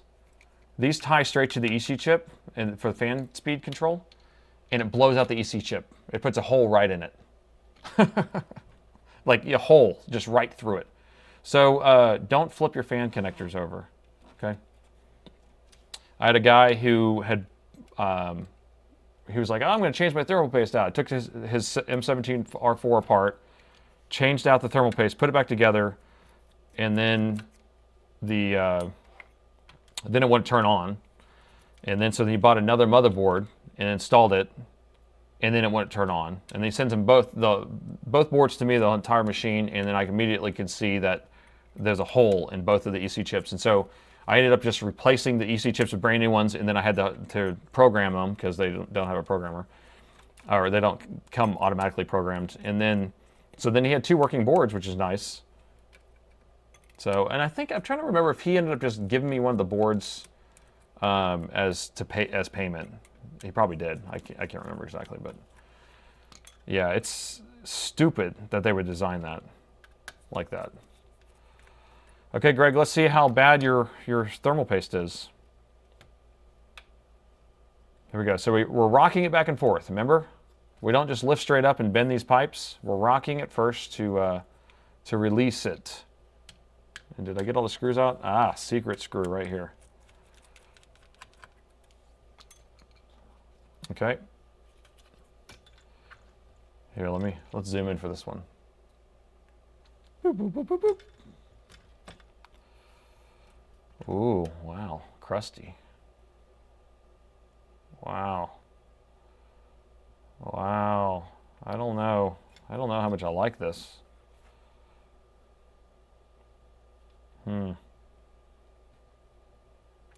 Interesting. A few things here. So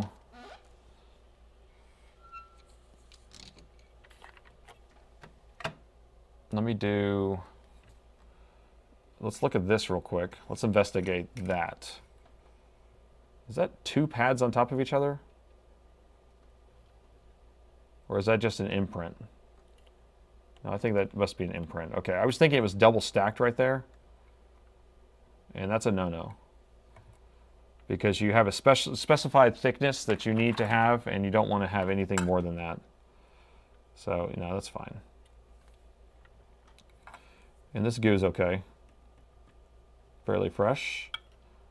And then, yeah, that's okay.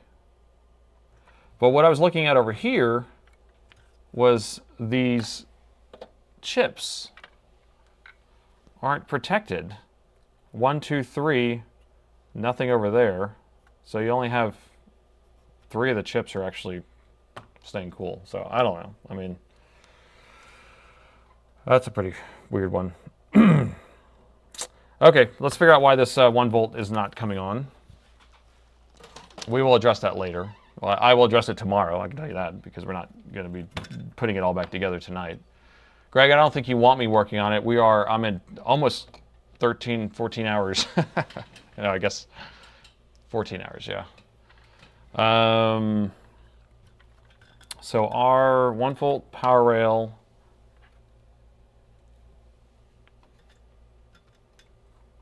is right here.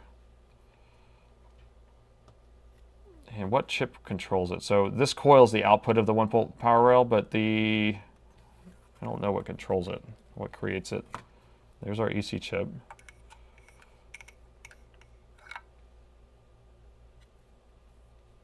So these. Yes. All right, so we have MOSFET. The coil is going to be tied to the middle between those as an output. We have this as an input. So we should have 20 volts come here. 20 volts are going to come on one side of these MOSFETs. I don't know which one's the high side and low side, but if we follow the traces, right here. So it's coming this way and coming around, going in here, coming out of here. You can kind of see it. The coil is going to be tied to this side here, and then this goes over here, and this should be ground, I believe. Let's check. Let's check if I am correct. So this should be ground, and it is. And this should be the coil in the middle. And we have 80 ohms on the coil. And then this should be our input from our 20 volts is over here. So if we plug in the power and to take our voltage measurement, what happened to my DC jack?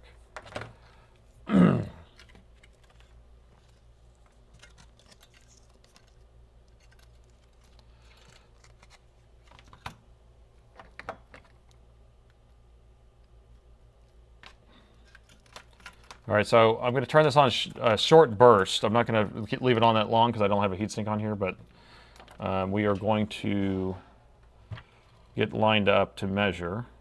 Where did it go? Right here.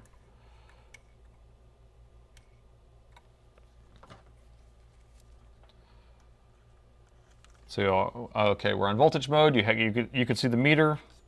I drop my tweezers. All right, I'm turning it on. So we should have 20 volts here. We should have 1 volt there, but we don't. And then that's our ground. Okay. So right here, we're having an issue. Why are we having an issue here? Now, I can tell you right now that most likely, I mean, I guess it could be a bad MOSFET, but so the way those MOSFETs work is they're kind of like switches, right? So you have 3 pins going in, 3 pins going out, or vice versa. And then you have 1 pin that you're pulsing with a square wave, and that will reduce the 20 volts down to the 1 volt that's supposed to be. And right now we're only getting our 0.1. We're only getting 0.1. Now this is the chip, I suspect at least, that controls it. So I suspect that this little guy is bad. That's what I would think.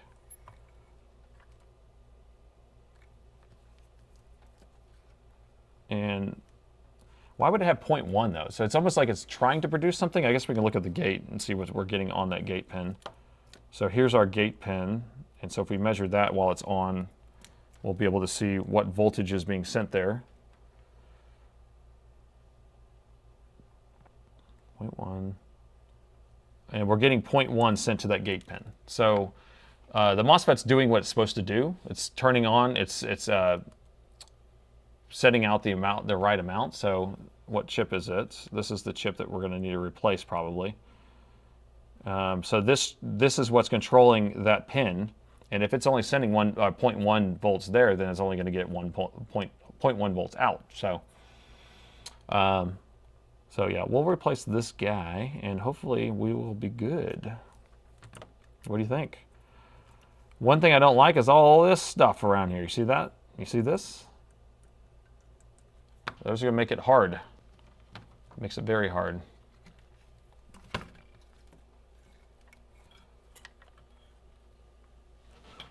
So I'm going to turn the board around. I'm going to try to make it where we blow the air a different direction, like so. Something like that. We're going to add mucho Kapton tape. And then barbecue time. Actually had some barbecues for lunch.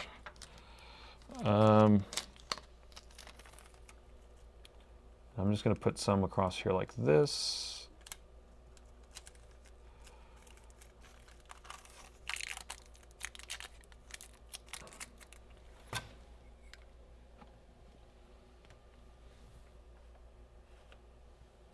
And then I'm going to keep adding.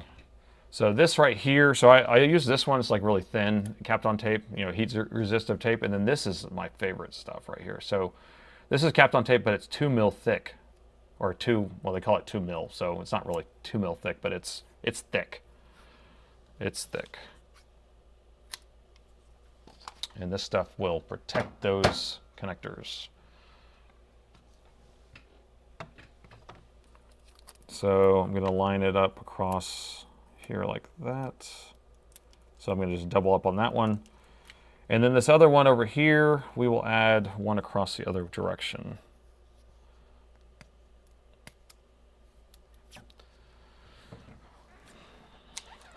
And again, we're going to blow the air away. That's all we're trying to do, is trying to keep it away from it.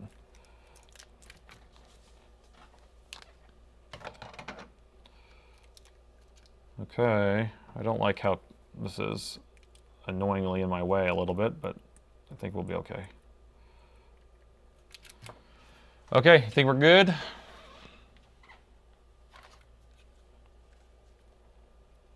I don't need to order this chip. If you're telling me I need to order it, I have them. Oh, the fake. Oh, you're talking about fake Kapton tape. Sorry. Now I order all my stuff from Uline, so all my stuff is real stuff. I have an account with Uline, and spends thousands of dollars a month with them. So much because we order all of our boxes and stuff from them. So we get shipments like twice a week. Okay, so we're gonna do that. And I have donor boards for these chips, so I'm not like concerned with, oh, where am I gonna get this chip? I don't know what to do. I'm not gonna dig around. No, I have donor boards out the wazoo. Okay, soldering is happening.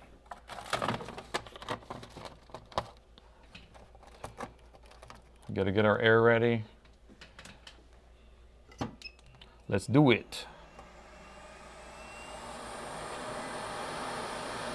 So what I'm going to do is kind of heat the board away from the chip, and then we'll come in right on the chip later. I just want to preheat the board so we don't have to spend a bunch of time near those connectors. But I am blowing the air away.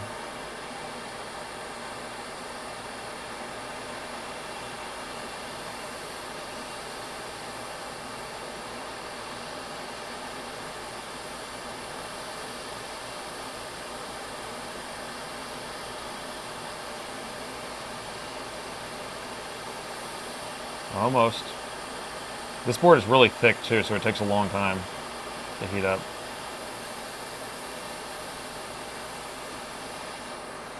Bada boom, bada bing, and it looks like this connector still got melted on the edge of just a little bit. Sorry about that, Greg. Just cosmetic. Just cosmetic.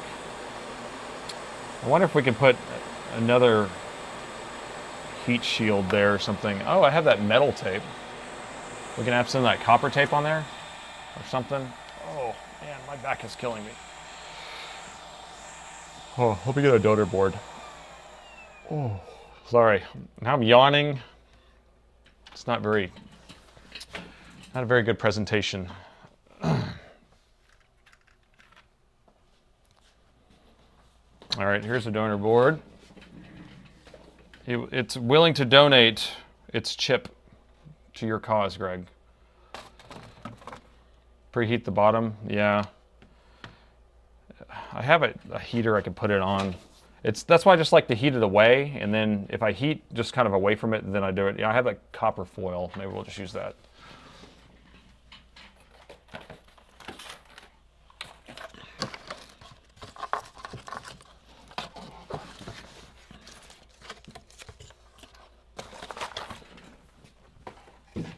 Uh-oh, my microphone fell off.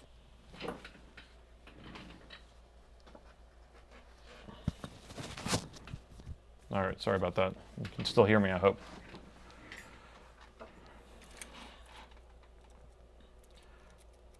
"12-hour repairs." Yep. Not to mention I run the company and write all the code, do all that stuff too. Yeah. Okay. Oh.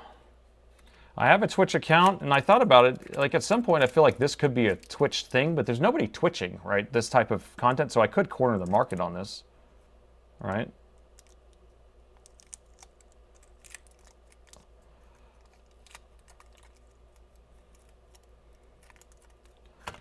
Okay, so we have that on there.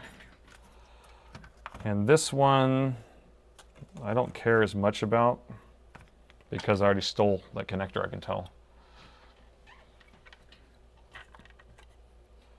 So there's that brand new, beautiful chip. It's brand new. Brand new, Greg. And I already stole this clip off of this, so I don't really care about melting that. This one, yeah, we should protect it because I might need it for another board.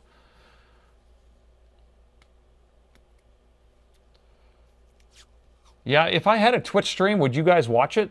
Like, I mean, this is YouTube streams, you know, similar, right? So I don't know if would it be worth it to put it on both, or would it be I would only Twitch stream, or I don't really know how that would work.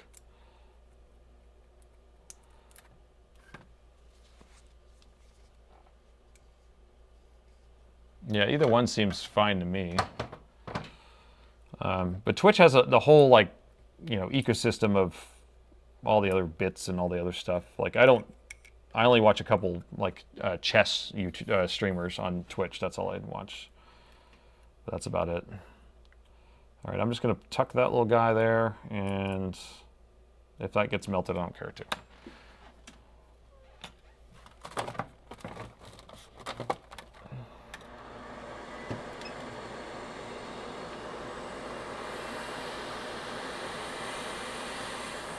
I'm gonna preheat again. Yeah, so you can dual stream to Twitch and YouTube? I didn't know you could do that.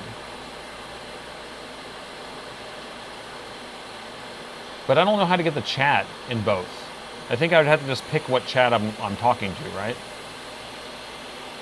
Because how would you have a conversation with multiple different people?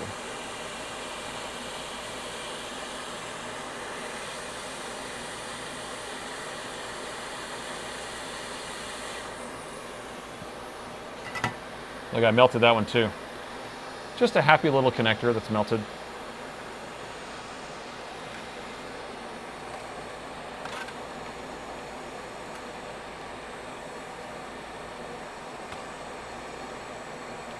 You can stream to both via OBS.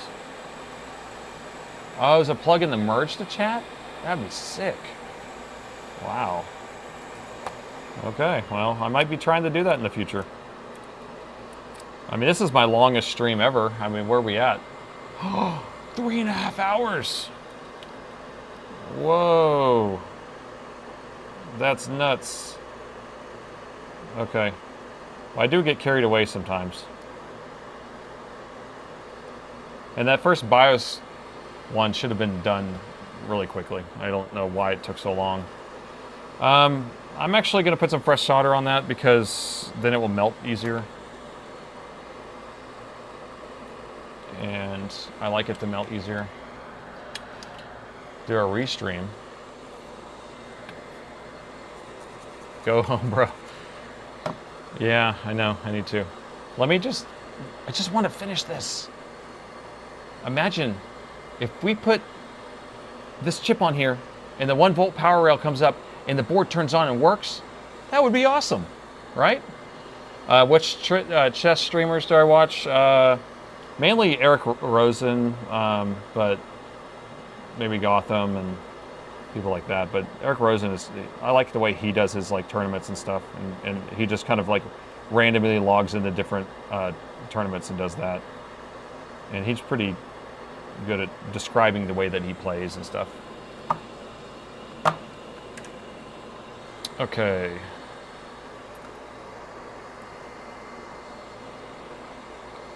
I still got 600 people watching me, so that's pretty interesting.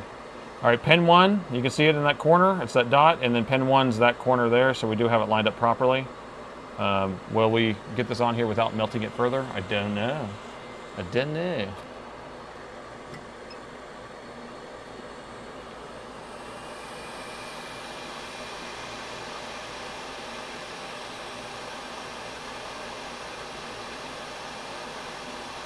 So this is the longest stream you've seen?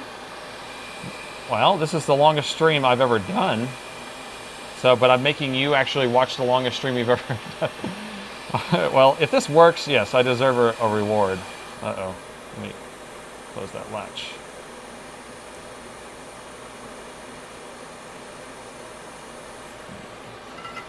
Here, hold on. I want to put your latch down. There we go. Stay down, latch.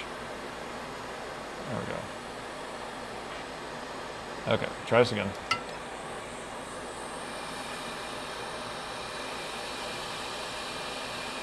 It's annoying. Every time I heat it up, the sticky starts pulling this latch up, and I want it to stay down flat. There we go. Because it starts like kind of stretching or contracting. Okay, one more time. Okay. Oh, you moderate for a couple chess streamers. That's awesome.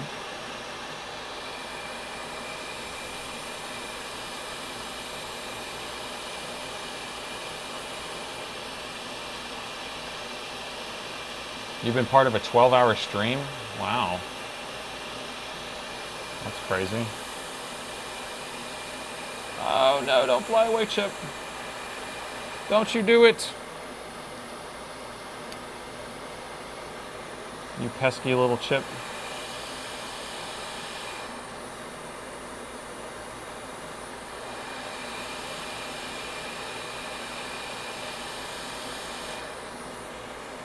Okay. Got it. Focus, focus.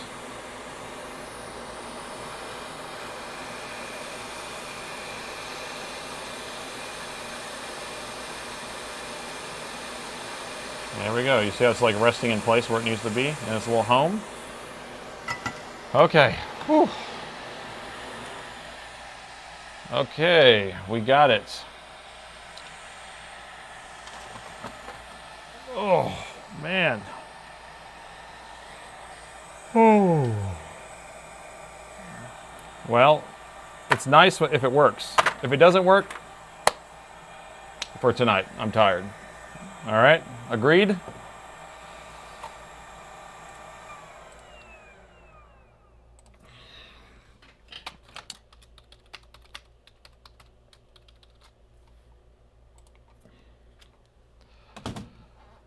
Okay. I'm just letting it cool off. And we will peel this stuff off of here. And that ended up okay. This connector, yeah, that foil tape was a pretty good little protection. Your connector has a little bit more character than it did when you sent it in. Is that okay? A little more character. It's just a happy little connector. But I got to clean up all this gunk.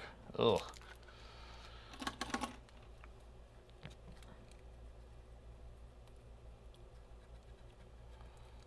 Okay, 88%. Oh, I like it. I like it. I like those odds. 89. Here, I'll clean it up a little bit more than that. Time to break out my mom's toothbrush. Okay.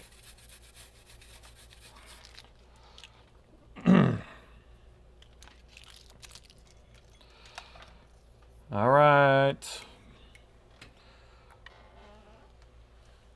And so what we're going to be looking for on this one is our 1-volt power rail to return to normal. So here's our coil that we're going to be measuring.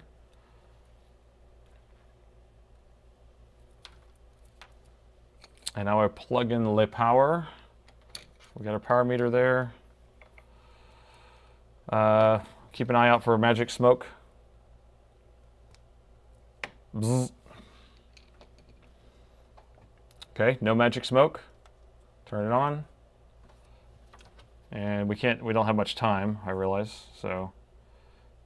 We have our 1-volt power rail. Doo doo doo. Yay! Wow. That was amazing. I found your bad power rail.